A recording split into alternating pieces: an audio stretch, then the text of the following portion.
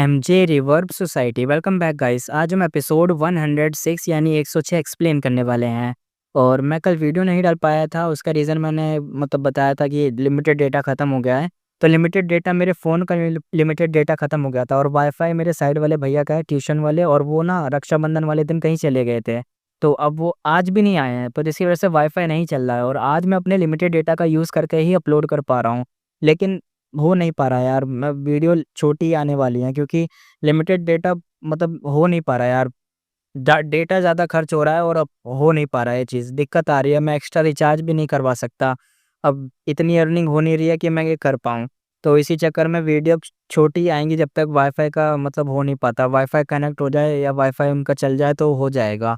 पहले डेटा की प्रॉब्लम नहीं थी, लाइव भी कर लेता था मैं, लेकिन अब मैं कुछ भी नहीं कर पाऊंगा ना, ये दिक्कत है। तो अब क्या करें, जिस दिन अमीर हो जाएँगे यार उस दिन कर लेंगे, या मान लो जिस दिन अर्निंग होने लग जाए, क्योंकि भाई अभी एक वीडियो पे 12 रुपए मिलते हैं, वो भी 1000 व्यूज़, और एक वीडियो पे जो 1 घंटे की है 12 रुपए। बस अब मैं क्या बताऊँ, मैं इसमें भी मैं अर्न नहीं कर सकता ना। और जब तक $100 नहीं होंगे ना तब तक मैं निकाल भी नहीं सकता, और $100 होने में अगर मैं हिसाब लगाऊँ तो 2026 आ जाएगा। 2026 में भी पता नहीं कौन-सा मंथ होगा आगे, मार्च, मई पता नहीं कौन-सा होगा, तब जाके कहीं ₹8000 हो पाएँगे, क्योंकि एक बार में उतने ही निकलेंगे। और अभी जितने 12-12 रुपए ऐसे-ऐसे इकट्ठा हो रहे हैं ना, 12, 10, 20, 25, और ये धीरे-धीरे इकट्ठा हो रहे हैं, तो टाइम लग जाएगा। मैं निकाल नहीं सकता जो यूज़ करके रिचार्ज करवा पाऊँ, तो ये दिक्कत है। सॉरी, उस चीज़ के लिए मैं क्या कर सकता हूँ, है ना? अब देखते हैं, हम क्या हो जाए कनेक्ट तो आ जाए। बैटलफील्ड किलर मूव 8 डोर लेटिनेंथ टूट के ही सबका व्यू अब क्लियर हो गया था। फाइनली यूलू ब्लेस लैंड का असली रूप देखा था। आसमान में चमकदार लाइट जैसे सिल्क थ्रेड या वाटर स्ट्रीम्स, कुछ स्लो मूव हो रही थी, कुछ डार्जलिंग रिपल्स बना रही थी। Colour red, orange, yellow, green, blue, purple सब मिलके एक मैजिकल ग्लो बना रहे थे। फेंग युआन, शार्ड डीमन और दूसरे चुप थे, बस अमेज्ड होके देख रहे थे कि अबे ये क्या सीन है। ये जगह नॉर्मल ब्लेसलैंड से अलग थी। यहाँ ना तो आसमान था, ना तो जमीन, ना तो जानवर, ना तो प्लांट, बस एक ह्यूज ओपन स्पेस था। फेंगयुआन सोचते हुए कहता है, शायद इस यूनिकनेस की वजह से ही यहाँ इतने बैटलफील्ड किलर मूव लग सकते हैं। नॉर्मली ब्लेस लैंड में बैटलफील्ड किलर मूव लगाना अपने आप को नुकसान पहुंचाने जैसा होता है, लेकिन यूलू ब्लेस लैंड में अलग पाथ के मूव एक साथ काम कर रहे थे, जैसे फ्रीजिंग रेन, फ्रोजन अर्थ, और फाइटिंग सोल बैटलफील्ड, और एट डोर लेजिडेंट, ये सब सब लगे हुए थे ना, अलग अलग पाथ के थे, लेकिन फिर भी एक ही जगह पे लगे हुए थे। इसलिए सुबाइमन कहता है, फेरी यूलू अर्थ इमॉर्टल वनरेबल की डिसिपल थी, इसलिए ये जगह ऐसी है। ताइबंशन कहता है, अगर हम ये मेथड सीख लें तो अपने इमॉर्टल प्राइमेसी में भी बैटलफील्ड क्लियर मूव यूज़ कर पाएंगे। तब एक गो इमॉर्टल ने पॉइंट करा। एक गो इमॉर्टल कहता है, देखो एक इमॉर्टल गो है वहाँ पे। सबने देखा कि एक स्लिम गोल्डन विलो ब्रांच जैसा गोवर्म गोल्डन विंग्स के साथ वो एक फ्लैशिंग लाइट में घुस गया और गायब हो गया। पर उसका इमॉर्टल गू का जो ऑरा था सबको फील हो चुका था। वो भले यहाँ से भागा या छुपा है जो भी करा उसने, लेकिन उसका ऑरा तो देखो इन लोगों ने फील कर लिया। शाह डिमन खुशी के से एकदम हंस गया। उसे पता था कि कम से कम 1 या 2 इमॉर्टल बू तो हाथ लगेंगे ही, प्लस ज़ॉम्बी अलायंस में मैसिव कंट्रीब्यूशन पॉइंट भी मिलेंगे। अगर कोई ऐसा बू मिल गया जो उसे सूबाई मन को ज़ॉम्बी से ह्यूमन बना दे तो बेस्ट होगा। सबने शाह डीमन को कांग्रेचुलेट करा। सुबाइमन सबटल स्माइल के साथ खुशी थी, खुश थी वो, थोड़ा बहुत ऐसे अच्छी वाली स्माइल भी थी और थोड़ा ना के बराबर भी थी।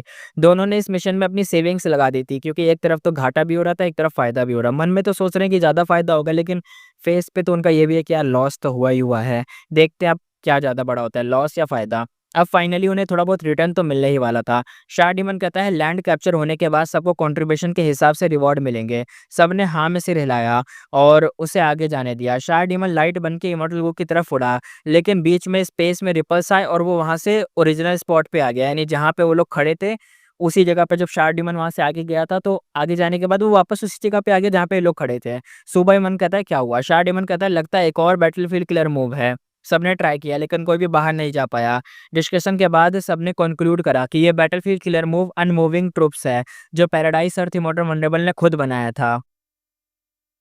पैराडाइज अर्थ इमॉर्टल वनरेबल का काम सच में डीप था, दूसरे वनरेबल से अलग, शांत और एक काइंड नेचर का। वो फाइट से ज्यादा लोगों को काइंडनेस से जीतता था, यानी फाइट तो वो कम ही लड़ता था, काइंडनेस ज्यादा दिखा के लोगों का दिल जीतता था।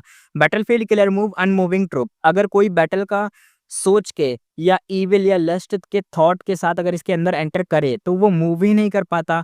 पहले पैराडाइज अर्थ ने इसी मूव से एक एरोगेंट रैंक 7 साउंड पाथ गु इमॉर्टल गाओ मिंग को डिफीट किया था।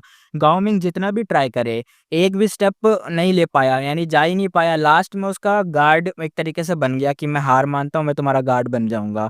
फेंग युआन कहता है, क्यों हम अपने माइंड शट करके सोचना ही बंद कर दें फिर? हम अपना दिमाग ही बंद कर देंगे तो सोचेंगे नहीं तो निकल जाएँगे। सबने ट्राई ट्राई करा लेकिन काफ़ी लोग फेल हुए। डिज़ायर डिस्टर्ब कर रही थी जो नो थॉट स्टेट में आ गए, और वो भी प्रॉब्लम थी क्योंकि बिना थॉट के बॉडी मूव ही नहीं करती, तो गोवर्म कैप्चर कैसे होगा? इसलिए गो इमोर्टल कहता है, नो वंडर गाओ मिंग हार के गार्ड क्यों बन गया था, ये राउंड पास करना ही बहुत हार्ड है। दूसरा गो इमोर्टल कहता है, सबसे बुरा पार्ट तो यह है कि यूलू ब्लेस लैंड सामने है, पर हम कुछ कर ही नहीं सकते। एक दूसरा गो इमोर्टल कहता है, शायद फेरी यूलू ने पर्पसली होप दिखा के हमारी डिजायर जगाई ताकि डिफिकल्टी बढ़ जाए। सू बाईमन कहता है, अगर नहीं हुआ तो भाई रेटेड करके रेनफोर्समेंट बुलानी पड़ेगी। शाह डीमन चुप था, उसने पहले एक विजडम पाथ एक्सपर्ट बुलाया, पर एक गो मतलब एक इमॉर्टल गो को लॉस कर दिया इस, और इसलिए मतलब बेस्ट नहीं था क्योंकि भाई ने पहले तो एक डील करी उस लड़की से जो विजडम पाथ की थी, उसे वादा करा कि तू एक इमॉर्टल गो ले लियो, तो भाई उसका फ़ायदा हो गया, उसने एक इमॉर्टल गो उससे ले लिया, उसे मिल गया। अब ऊपर से इतना बड़ा लॉस हुआ, तो अब सामने भी एक इमॉर्टल गो था जो सुबाइमन लेने ही सुबाइमन कह रहा हूँ, शाह डीमन लेने ही जा रहा था, लेकिन वो ले ही नहीं पाया, अपनी जगह पे वापस आ गया। पता चला इसमें बैटलफील्ड किलर मूव है यहाँ पे, अब क्या कर सकते हैं, देखते हैं आगे क्या होगा। शाह डीमन कहता है, शिंग जियाजी यानी फेंग युआन, तुम्हारे पास कोई तरीका है क्या? यूज़ कर लो यार, रिवॉर्ड भी मिल जाएगा तुम्हें। फेंग युआन कहता है, इस मूव को तोड़ना ईज़ी भी नहीं है और डिफ़िकल्ट भी है, थोड़ा बहुत है और थोड़ा बहुत नहीं भी। शाह डीमन कहता है, मतलब क्या है, कहना क्या चाहते हो?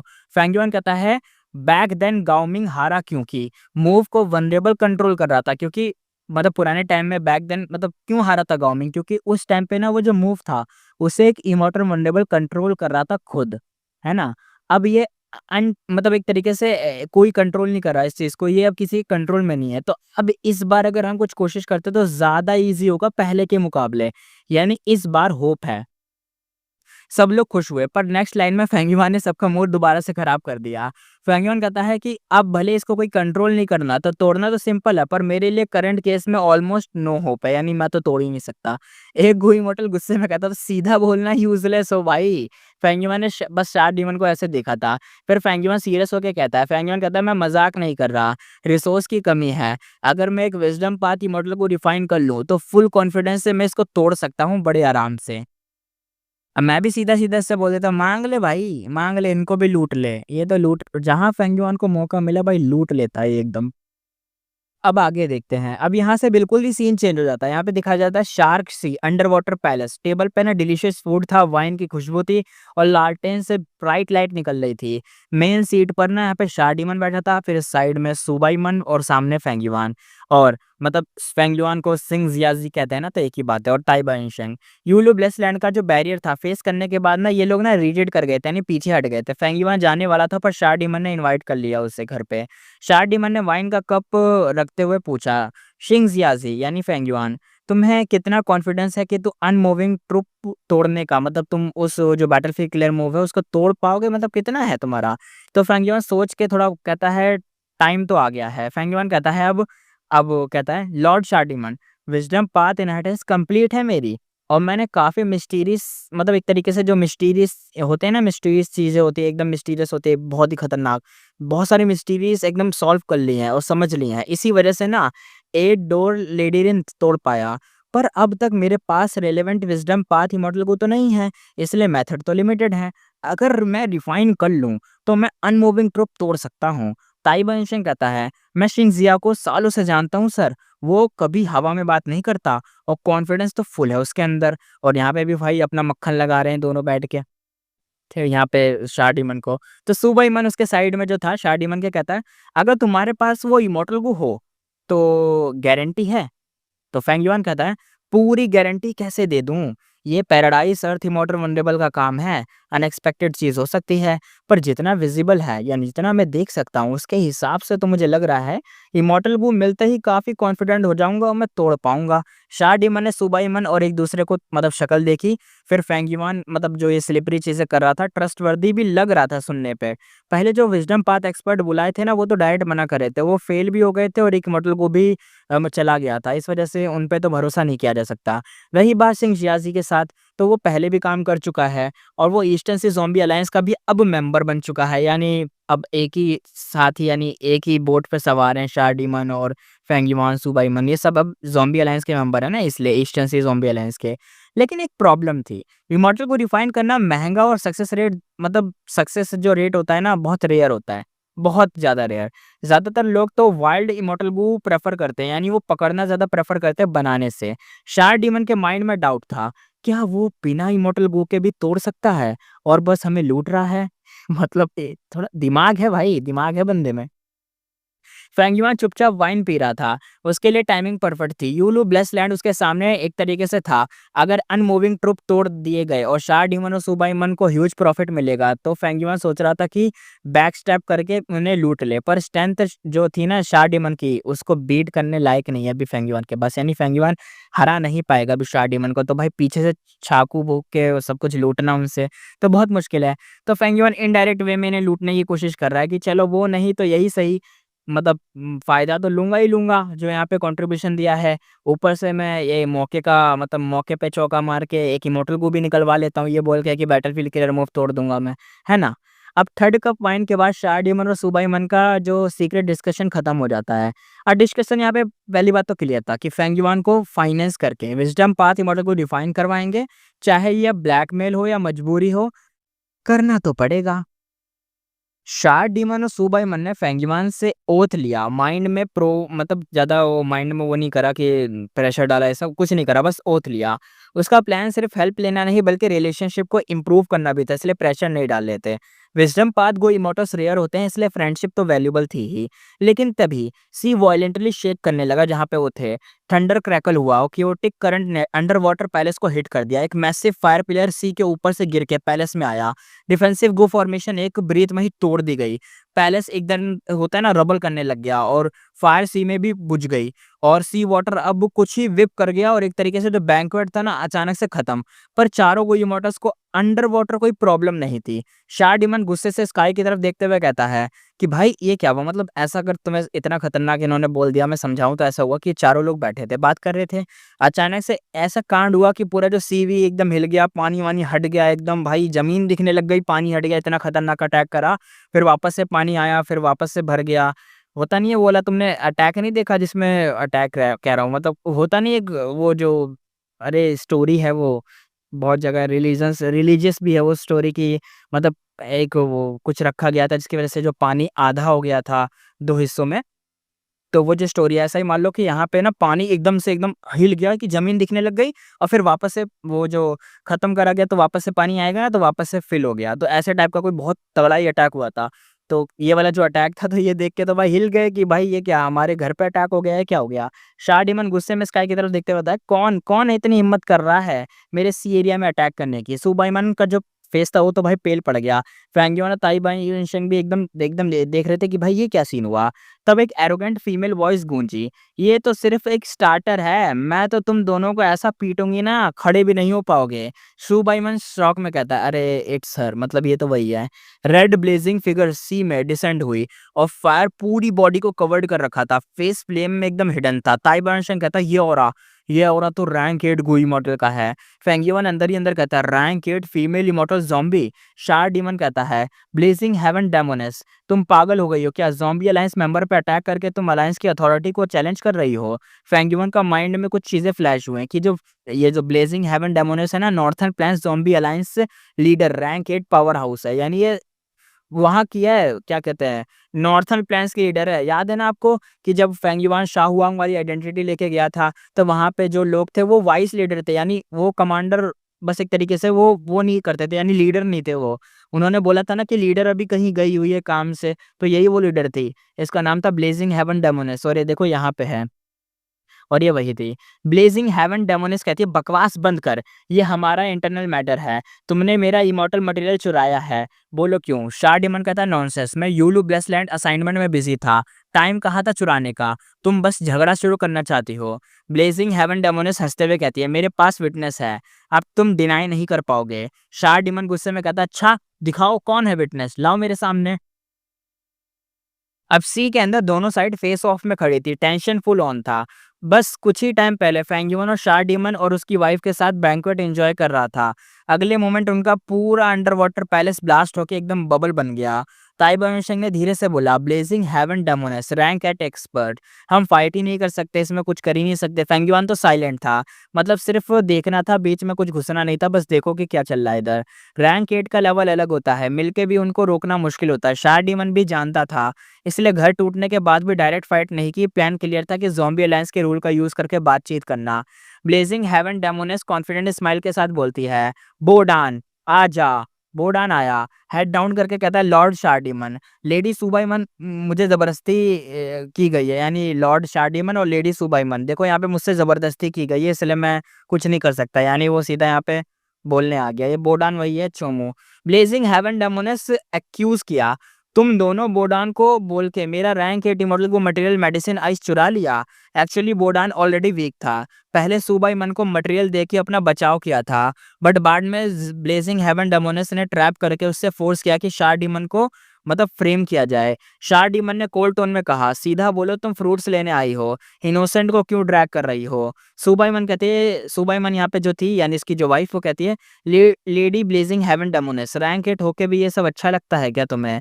ब्लेजिंग हेवन डेमोनेस हंसी, वो कहती है एक्सक्यूज, वीक था पर उससे फर्क नहीं पड़ता, रियल काम एक्सक्यूज का नहीं पावर का होता है। फिर वो बोली 3 मूव। सुबाईमन शॉक्ड होते हुए कहता है क्या 3 मूव?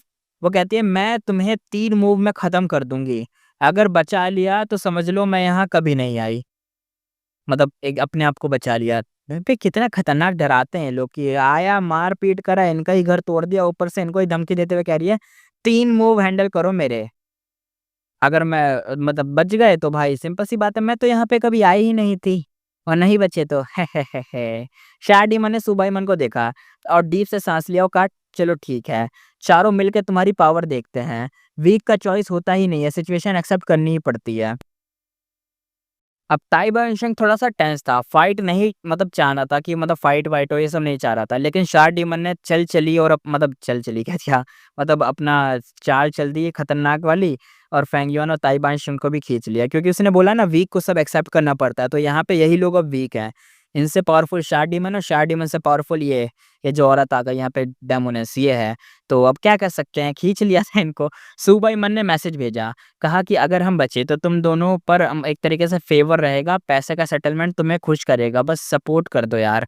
फेंगयुआ ने रिप्लाई दिया टेंशन मत लो, हम पूरी कोशिश करेंगे। अंदर ही अंदर सोच रहा था कि बस ये तो एक्टिंग करनी है, असली में तो जान थोड़ी ना रिस्क में डालूंगा।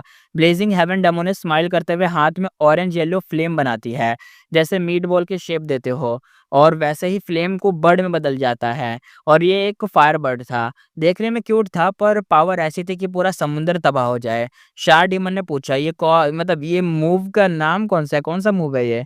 ब्लेजिंग हेवन डेमोनेस ने इसका नाम किया, बोला इसका नाम है एंग्री बर्ड। सच में एंग्री बर्ड कौन नाम देता है? फ्रैंगिमा समझ गया कि ये बस एक धमकी नहीं असली पावर शो कर रही है ताकि सरेंडर करवा ले। शाह डीमन ने बोला तुम 3 पहले निकल जाओ, इस मूव का सामना मैं अकेला ही कर लूँगा। ब्लेजिंग हेवन डेमोनिस ने कन्फर्म करा कि तुम श्योर हो ना? सू बाईमन ने फेंगयुआन और ताई बाइशेंग को बोला चलो हम पीछे हट जाते हैं। फेंगयुआन कंफ्यूज था कि शाह डीमन ने ऐसी हिम्मत कहाँ से आ गई। फिर एंग्री बर्ड पानी में एकदम भाई एकदम छोड़ा गया, और लेकिन समुद्र के नीचे उतनी ही पावरफुल ऑरा, मतलब पानी के अंदर तुम एक फ्लेम अटैक करो तो वैसे वो वीक होता है, लेकिन भाई अगर करने वाला पावरफुल हो तो वो वीक चीज़ तो वीक रहती नहीं है। शाह डीमन मुस्कुराया, कहता प्लान सक्सेसफुल लग रहा है। सुबाईमन ने दूर से बोला इस जगह पर पैलेस बनाने का यही रीज़न था क्या? मतलब यहाँ पे ऐसा हो रहा था कि जो अटैक करा गया था पानी के अंदर, अटैक करा नहीं गया, वो छोड़ रखा था उसने, बस हाथ में था उसके, वो छोड़ सकती थी, आगे फेंक सकती थी, लेकिन अभी तक फेंका नहीं था, हाथ में था। तो उसका जो ऑरा, उसका जो प्रेशर था इतना खतरनाक था। और लेकिन ये जो अपनी सूबाई-मन थी, यानी जो उसकी वाइफ़ थी, वो अपने हस्बैंड को देख के कह रही थी, इसने पानी के नीचे यहाँ पे ऐसा बनाया है, तो उसका रीज़न शायद यही होगा कि कभी कोई फायर वाला अटैक जो हो, उससे हम बच सकें। लेकिन भाई यहाँ पे क्या होता है खतरनाक, यहाँ पे कुछ ज़्यादा ही खतरनाक होता है। वो जो लड़की थी, जो डेमोनिस थी, उसका जो अटैक था वो पावरफुल था, उसका प्रेशर देख रहे थे, लेकिन क्या होता है अचानक से एक ज़बरदस्त प्रेशर निकलता है, अलग ही वाला, कहीं और से, और एक हेवी ऑरा जिससे सबका ध्यान उधर चला गया, यानी दूसरी तरफ। सी में ना टाइड्स जितने लगे, नीचे से अंडरकरंट्स ड्रैगन जैसे घूम रहे थे, सब कुछ एक ही सेकंड में हज़ारों वॉर्टेक्स जैसा बन गया और एकदम से बहुत बड़ा, बहुत ही बड़ा वॉर्टेक्स बन गया। ताइबन शेन कहता है ये क्या हुआ? फेंगयुआन यहाँ पे बताते हुए कहता है इसका नाम है इमोरियल डेसोलेट बीस्ट। सेंटर में धीरे-धीरे से बीस्ट का शेप दिखने लगा, जिसे देख के ब्लेजिंग हेवन डेमोनिस ने जो अपना अटैक था उसे रोक दिया, फायरबर्ड को वापस बुला लिया। पानी वापस से शांत नहीं हुआ क्योंकि फायरबर्ड तो जा चुकी थी, लेकिन शांत तब भी नहीं हुआ। लेकिन क्यों नहीं हुआ? क्योंकि यहाँ पे कुछ और ही खतरनाक आ रहा था। और फाइनली बीस्ट का असली फॉर्म सामने आया, एक छोटा-सा सिल्वर शार्क, बस 1 उँगली जितना था, क्यूट दिखने वाला, पर जो ऑरा था ना, रैंक 8 इमॉर्टल के बराबर था। शाह डीमन ने फेंगयुआन को ट्रांसमिट किया और कहा प्लान काम कर गया, ये वन फिंगर फ्लो शार्क है, इसे अंडरस्टिमेट मत करना। ताई बाई शॉक में कहता है वन फिंगर फ्लो शार्क, उसका नाम का मेमोनिक हर टाइम पाथ मॉडल को पता होता है। ये टाइम रिवर में फ्रीली स्विम कर सकता है। शार्डिमन कहता है हमने ना ये सी ज़ॉम्बी अलायंस में इसीलिए था ताकि हम शार्क ग्रुप्स यूज़ करके एन्स्लेव करें और इसको कंट्रोल करें। ब्लेजिंग हेवन डेमोनिस कहती है इसलिए तुमने enslavement path killer move lower control higher exchange किया था। शार्डिमन कहता है हाँ, पर अभी तक इमॉर्टल को नहीं मिला है इसलिए सक्सेस नहीं हुआ। फेंगयुआन और ताइबा एक दूसरे को देख के समझ गए कि शार्क डीमन का टारगेट बहुत बड़ा है। एक रैंक 7 ज़ॉम्बी होके भी रैंक 8 बीस्ट पे नज़र रखना, यानी खतरनाक। पता है बोला ये जा रहा है ना कि ये जो रैंक 8 बीस्ट है ना, ये पूरा कंट्रोल में नहीं है इनके। पूरा कंट्रोल करने के लिए इसे एक इमॉर्टल को चाहिए, अपने शार्क डीमन को, लेकिन वो अभी इसके पास है नहीं। तो अब क्या कर सकते हैं ना, इसलिए। और ये जो है ना, ये जो बीस्ट, ये डेसोलिटी बीस्ट, ये टाइम रिवर में फ्रीली फ्लो कर सकता है, यानी बहुत पावरफुल होगा भाई ये, तभी तो ऐसा कर पाता है ये। अब हम आगे देखते हैं। फेंगयुआन और ताइबा एक दूसरे को देख के समझ गए कि जो शार्क डीमन है ना, मतलब कितना खतरनाक है। शार्क डीमन कहता है और हाँ, इसके पास मल्टीपल टाइम पाथ इमॉर्टल गो भी हैं, यानी टाइम पाथ के इमॉर्टल गो भी ये रखता है। ताइबा ने फेंगयुआन से धीरे से बोला, रिवर ऑफ टाइम में ऐसे गो वर्म कॉमन होते हैं, इसलिए इसके पास इमॉर्टल गो होना तो नॉर्मल ही होगा ना। फेंगयुआन को याद आया कि रेड लोटस डीमन वल्नरेबल की इनहेरिटेंस लेने के लिए उसे टाइम रिवर में डीप जाना होगा। हो सकता है ये वन फिंगर फ्लो शार्क काम आ जाए क्योंकि ये वहां पे ट्रैवल कर सकता है। शार्क डीमन की बात सुन के ब्लेजिंग हेवन डेमोनिस हंसी। ब्लेडिंग ये जो ब्लेजिंग डेमोनिस हेवनस थी ना, वो हंसते हुए कहती है मुझे डरा के भगाओगे क्या, भूल जाओ। उसने फिंगर पॉइंट किया और ऑरा को उसके जो स्मॉल बर्ड फायर में सीधा शार्क डीमन की तरफ उड़ा दिया। शार्क डीमन कहता है आ गया ये अटैक। सब टेंस हो गए क्योंकि ये छोटा बर्ड हार्मलेस लगता था पर पावर डेंजरस थी। तभी one finger flow shark silver Firefly का तरह मूव करते हुए फायरबर्ड से टकरा गया। एकदम से दोनों का स्पीड रुक गया, जैसे पेंटिंग बन गई हो। शार्क डीमन ने नोज से हल्का सा पोक किया और लीप मारा और ब्लेजिंग हेवन डेमोनिस की तरफ निकल गया। फायरबर्ड ने शार्क डीमन की साइड जाना शुरू करा, पर फिर आर्क बनाते हुए वापस शार्क के पीछे ही चला गया। शार्क डीमन शॉक में कहता है कितना निम्बल है। फेंगयुआन सोच में कहता है सिंपल फायर मूव नहीं, विजडम पाथ का मिक्स है। ताई बंशेंग कहता है पहला immortal go time slow zone, second immortal go है टाइम का ट्रिगर हुआ, और इफेक्ट अभी भी क्लियर नहीं है, यानी 2 इमॉर्टल गो ट्रिगर करे हैं शार्क ने, तभी ऐसा हुआ है। फिर इफेक्ट दिखाया गया, फायरबर्ड ने चेस करते हुए ब्लास्ट कर दिया, पूरा का पूरा समुद्र पानी में उड़ गया और एक जायंट गड्ढा बन गया और वेव हर तरफ फैल गई। सब ऊपर स्काई में फ्लाई करके बैटल देखने लगे। शार्क ने सिल्वर एरो की तरह ब्लेजिंग हेवन डेमोनिस के फेस पे चार्ज करा। शार्क ये जो मतलब ये शार्क डीमन था वो भी देख के हिल रहा था। डेमोनिस सीरियस हो गई। उसने बोला human spirit of all living beings होते हैं, पर स्ट्रेंथ एंड स्पीड में बीस्ट से कंपेयर नहीं कर सकते। और ये छोटा शार्क एक इमोरियल डेसोलेट बीस्ट है, अपने साइज से कई ज्यादा टेरिफाइंग लगता है। अब आगे देखते हैं। वन फिंगर फ्लो शार्क तेज स्पीड में ना ब्लेजिंग हेवन डेमोनिस की तरफ शूट हुआ। डेमोनिस फायर पाथ में तो थी ही, स्ट्रेंथ पाथ तो उसके पास था नहीं, इसलिए डायरेक्ट तो ब्लॉक करना रिस्की था उसके लिए। ब्लेजिंग हेवन डेमोनिस कहती है 5 फिंगर ब्लेजिंग चेन्स। उसके हाथ से 5 फ्लेम की चेन्स बनी और शार्क को बांधने लगी। लेकिन शार्क ने टाइम को स्लो करके ईजिली गैप बनाया और उस गैप की मदद से वो निकल गया। सू बाइमन शॉक में कहती है, वाओ सक्सेस, हम जीत गए क्या? शार्क डीमन की आंखों में शाइन आ गई। इमॉर्टल ज़ॉम्बी के हेड पर अटैक डेंजरस होते हैं। यानी मतलब जो इमॉर्टल ज़ॉम्बी के जो हेड पे ना अटैक डेंजरस हो जाते हैं। यानी अगर ये जो शार्क है इसने ना ये जो ब्लेजिंग हेवन डेमोनिस है इसके सर पे अटैक करा तो दिक्कत वाली बात है। शार्क ने फिर चेस्ट पे पियर्स करा, पर डार्क फ्लेम ने डेमोनिस को इंस्टेंट ही रिकवर कर दिया। फेंगयॉन कहते हैं इतनी फास्ट रिकवरी इंसेन है भाई। ब्लेजिंग हेवन डेमोनिस हंसते हुए कहती है, 3 टाइम पाथ इमॉर्टल को, एक स्लो करने के लिए, दूसरा स्पीड अप करने के लिए और तीसरा पर्सपेक्शन चेंज करने के लिए। उसने मतलब इस तरीके से समझ गई कि क्या सीन चल रहा है। शार्क ने बर्ड और चेंज को डॉज कैसे किया, उसके एक्सप्लोजन कैसे ट्रिगर हुआ। शार्क डीमन सीरियस हो गया। डेमोनिस ने उसके कार्ड समझ लिए थे, अब फाइट उसके कंट्रोल में थी। उसने अपने 5 से 6 क्लोन्स बनाए, शार्क को कंफ्यूज करके राउंड राउंड घुमाया। फेंगयॉन कहता है वाइल्ड बीस्ट ही तो है, इंटेलिजेंस तो कम होगी ही इसकी। ताइबन शंग कहता है क्लोनलेस, जो जितने भी क्लोन है ना सबसे जो क्लोज होगा उससे डिटेक्ट करने का कोई वो होता तो शायद चांस होता। अब रिजल्ट क्लियर था। पहला चांस डेमोनिस के हेड में पियर्स होने पे था, जो शार्क डीमन ने मिस कर दिया, चेस्ट पे लगा लेकिन वो हील हो गया। फेंगिवा ने देखा कि शार्क डीमन रिस्क लेने को रेडी नहीं था। शायद सू बाइमन के लिए होल्ड बैक कर रहा हो, क्योंकि भाई वो उसकी वाइफ है, पहले मर जाएगा तो फिर दिक्कत है ना। फेंगिवान और ताई बाइशंग ने डिसाइड किया कि बस मौका मिलके भाग जाएंगे।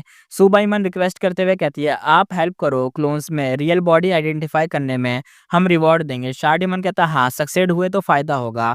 फेंगिवान बिटर स्माइल के साथ कहता है, आप रैंक 7 हो, मेथड्स तो आपके डीपी होंगे, हम मैच कैसे कर सकते हैं? ताई बाइशंग कहता है मैं तो हीलर हूँ भाई, इन्वेस्टिगेशन मेरा फील्ड ही नहीं, तो मैं क्या हेल्प करूँ? सू बाइमन चुप हो गई। शार्क डीमन का फेस भाई ग्लूमी था। फेंगिवान अंदर ही अंदर सोच रहा था, ये लोग खुद रिस्क नहीं लेना चाहते, हमें कैनन फोडर बनाना चाहते हैं, यानी हमें चारा बना के आगे भेज देना चाहते हैं, और हम तो इतने स्टूपिड तो है नहीं कि ऐसा करने भी देंगे या होने भी देंगे। शार्क डीमन और सुबाइमन समझ गए कि फेंगिवान उनकी प्लानिंग समझ चुका है, इसलिए वो चुप हो गए। फेंगिवान बैटल देखते हुए कहता है, असली डेंजरस तो भाई ब्लेजिंग हेवन डेमोनिस है। र्यूमर था कि उसके पास किलर मूव ब्लेजिंग हेवन है। एक टाइम में उसने रैंक 8 हेवनली लॉर्ड बाइजू से फाइट करके पूरा फ्रेगमेंट वर्ल्ड जला दिया था। काइटियस पाथ उसका कुछ बिगाड़ ही नहीं पाया, क्योंकि रैंक 8 होने का मतलब भाई ओवरलॉर्ड होना होता है। अब डेमोनिस वन फिंगर फ्लो शार्क से फाइट कर रही थी, वो बिना अपना सिग्नेचर मूव यूज करे। फेंगिवान को डाउट हुआ कि क्लोन टेक्निक यूज करके वो शार्क डीमन को प्रोवोक कर रही है। रियलिटी में डेमोनिस ने सिर्फ वो शार्क हैंडल किया, बल्कि स्ट्रेटेजी भी बनाई, मैनिपुलेट भी कर दिया। क्योंकि यहाँ पे ना जो क्लोन बने थे ना, वो क्लोन किसके थे? ये डेमोनिस के क्लोन बने थे। मुझे पहले ऐसा लगा कि शायद उसके हैं, अपने शार्क डीमन के क्लोन है, लेकिन नहीं, यहाँ पे डेमोनिस ने अपने क्लोन बनाए थे। और वो कंफ्यूज कर रही थी शार्क को भी, शार्क डीमन को भी, और साथ में सुबाइमन जो उसकी वाइफ थी, तीनों को। उन्होंने हेल्प मांगी लेकिन फैगन उनका प्लान समझ गया तो उसने हेल्प ही नहीं करी। शार्डीमन और सुबाइमन के चेहरे और डार्क होते गए। उन्होंने स्टार्ट में ही हेडक्वार्टर से हेल्प बुलाई थी, पर कोई नहीं आया। डेमोनिस ऑलरेडी ब्रीबिंग और प्लानिंग करके आई थी, यानी एक तरीके से सब कुछ प्लान करके सेट वेट करके आई थी कि कुछ ना मिले इनको। शार्डीमन सोच में कहता है, शायद टॉप मेंबर्स के साथ प्रॉफिट शेयर का डील हो चुका है। उसकी फाइट का मूड गिर गया। समझ गए कि रैंक 8 के सामने कोई चांस नहीं। शार्डीमन हंसते हुए कहता है, बस डेमोनिस बस, हम नहीं कर पा रहे। ज़ॉम्बी अलायंस के लिए बेटर होगा कि आप लीड लो यूलू ब्रेसलैंड के लिए। ब्लेजिंग हेवन डेमोनिस हंसी के साथ कहती है, समझ गए तुम, बहुत अच्छा। उसने क्लोन्स को जला दिया। शार्क डीमन कंफ्यूज हो गया और शार्क डीमन ने साउंड से उसको शांत करके वापस सी में भेज दिया। यानी जो उसका शार्क वाला जो चीज़ थी ना अटैक, वो रैंक 8 वाली जो शार्क थी, वो उसको भेज दिया वापस से जहाँ से वो आई थी। और जो डेमोनिस थी अपनी, उसने भी अपने सारे क्लोन हटा लिए। यानी अब बात उस पे आ गई एक तरीके से, नेगोशिएशन पे। वो रिवर ऑफ टाइम में वापस चला गया। फेंगियन शॉक में कहता है, शार्क डीमन का कंट्रोल काफ़ी अच्छा था, थोड़ा टाइम मिले तो वो शार्क को पूरा टेम कर सकता है। ब्लेजिंग हेवन डेमोनिस ने अपना रियल बॉडी दिखाया। शार्क डीमन को देखा, फिर फेंगियन की तरफ नज़र डाली। ब्लेजिंग हेवन डेमोनिस कहती है, तुम सिंह जियाजी हो? फेंगियन कहता है हाँ। ब्लेजिंग हेवन डेमोनिस कहती है, अब तुमसे मेरे मतलब तुम तो मेरे अब अंडर आ गए, क्योंकि तुम पहले उसके अंडर थे ना, अब तुम मेरे अंडर हो। यूल ब्लेसलैंड इन्वेजन में फुल पावर यूज़ करोगे, कोई क्लैकिंग नहीं चाहिए। यानी जो फेंगियन स्कीमें करता है, इतना वो मतलब चीज़ें करता है ना, प्लानिंग, वो सब नहीं होनी चाहिए। जितना बोला जाए उतना होना चाहिए। फेंगियन को ब्लेजिंग हेवन डेमोनिस का ओवर बियरिंग कमांड सुन के गुस्सा नहीं, बल्कि थोड़ा सा खुशी हुई। शार्क डीमन और सुबाइमन ने यूलू ब्लेसलैंड लेने के लिए सब कुछ डाल दिया था अपना, पर एंड में ब्लेजिंग हेवन डेमोनिस ने सब छीन लिया। फेंगियन सोचता हुआ कहता है, बिग फिश स्मॉल को खा जाती है हमेशा, और ये वर्ल्ड का एक रूल है। अगर मेरे पास उसका लेवल होता तो मैं भी शायद मतलब ऐसे ही करता, क्योंकि भाई यही था कि there is always a big fish, मतलब हमेशा यहाँ पे कोई एक होता ही है, समझ जाओ ना, उससे पावरफुल होता ही है। और अगर उसे पता चल गया तो तुम्हारा फ़ायदा लेने में है, तो 1% भी नहीं कतराएगा ना। पर डेमोनिस का आना उसके प्लान को बिगाड़ रहा था। फेंगजुआन ने बोला, फेंगजुआन कहता है, आपका ऑर्डर मना नहीं कर सकता, एक प्रॉब्लम है, मुझे एक रैंक 6 विज़डम पाथ इमॉर्टल को रिफाइन करना होगा।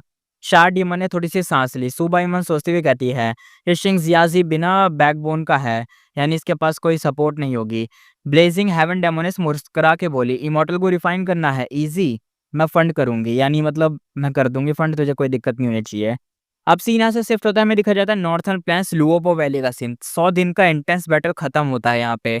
सेंट्रल कॉन्टिनेंट के गुई इमोर्टल्स इंजर्ड थे। सबकी नज़र अब फेंग जुजे पे थी। लोग बोले, पहला कहता है फेंग जुजे भी जीत गया क्या? फिर जीत गया वो। दूसरा कहता है क्वीन बाइशेंग स्ट्रांग है, पर इसके सामने वीक लग रहा है। शुरू में दोनों बराबर थे, क्वीन बाइशेंग को थोड़ा एडवांटेज था, पर टाइम के साथ फेंग जुजे और स्ट्रांग होता गया। लास्ट में 7 मैचेस कंटिन्यू जीतता गया। शैडो सेक्ट वैली के अंदर रिट्रीट कर गया, और फेंग जीजे जो डेस्परेट होकर उसका पीछा नहीं करता, यानी बस वो वहीं पे था। वो खुद इंजर्ड था पर आंखों में कॉन्फिडेंस चमक रहा था। 100 दिन का फाइट दूसरों के लिए पेन था, पर उसके लिए पूरा नॉस्टैल्जिया था। यानी भाई अपना जो फेंग जीजे था वो जीत चुका था, और ये जो अपना क्वीन बाइशेंग है वो भाई शैडो सेट की जो वैली है उसमें पहुंच चुका है। अपना लुओपो वैली में घुस गया था, वो भाग गया था, और फेंग जीजे ने उसका पीछा नहीं करा। क्यों? क्योंकि भाई वो भी तो इंजर्ड है ना, क्या पता अंदर कोई और पावरफुल इंसान हो तो दिक्कत हो सकती थी, इसलिए भाई वो तो अपना रुका हुआ था। फेंग जीजे को अपने ना पुराने वाले डेमोनिक पाथ वाले दिन याद आ गए थे, पर अब फैमिली थी, रिस्क नहीं ले सकता था। बाई क्विंग के वर्ड्स भी याद थे। 100 डेज बैटल के बाद उसकी रेपुटेशन सबके दिल में चिपक गई थी। दूसरी साइड क्वीन बाइशेंग वैली में भाई भाग गया था, और जोर जोर से एकदम खांस रहा था, और हर खांसने यानी खांसने के साथ साथ ना उसका खून भी निकल रहा था। अब यहाँ पे जो जियांग यू था वो कहता है, आपकी इंजरीज बहुत ज्यादा सीरियस हैं। ही लांगजी कहता है, फेंग जीजे ने बहुत चीप चाल चल रहा है, सामने से एक फाइट कर रहा है पर अपने लोगों से हमें डिस्ट्रैक्ट भी करवा रहा है। क्वीन बादशाह कहता, बस हार हार होती है, चाहे कुछ भी हो, मैं तो हार गया। फेंग जीजे टैलेंटेड है, अपने खुद के साउंड पाथ किलर मूव बना के यहाँ तक आया है, यही तो असली फाइट का तरीका होता है। उसने खून थूकते हुए देखा। उसकी टीम में बस 5 लोग बचे थे। सेंट्रल कॉन्टिनेंट ने भी बड़े लॉसेस झेले थे, पर अब क्वीन बादशाह खुद हैवी इंजर्ड था। अब उसका जो टेरिटोरियल एडवांटेज था, यानी जो लुओपो वैली का जो उसका एडवांटेज था, खत्म हो चुका था। क्वीन बादशाह कहता है, हम बैटल हार गए, पर वार खत्म नहीं हुई। एक रात और इमॉर्टल गु मैच्योर हो जाएगा। कल तुम जितने भी हो ना, तुम सब के सब कल ब्रेकआउट करोगे, मैं इनको रोकूंगा। सब कहते हैं, लॉर्ड क्वीन बादशाह, ये तो एक सुसाइड होगा ना। शैडो सेक्ट और दूसरे मेंबर एक दूसरे को डाउट करते हुए चुप रहे।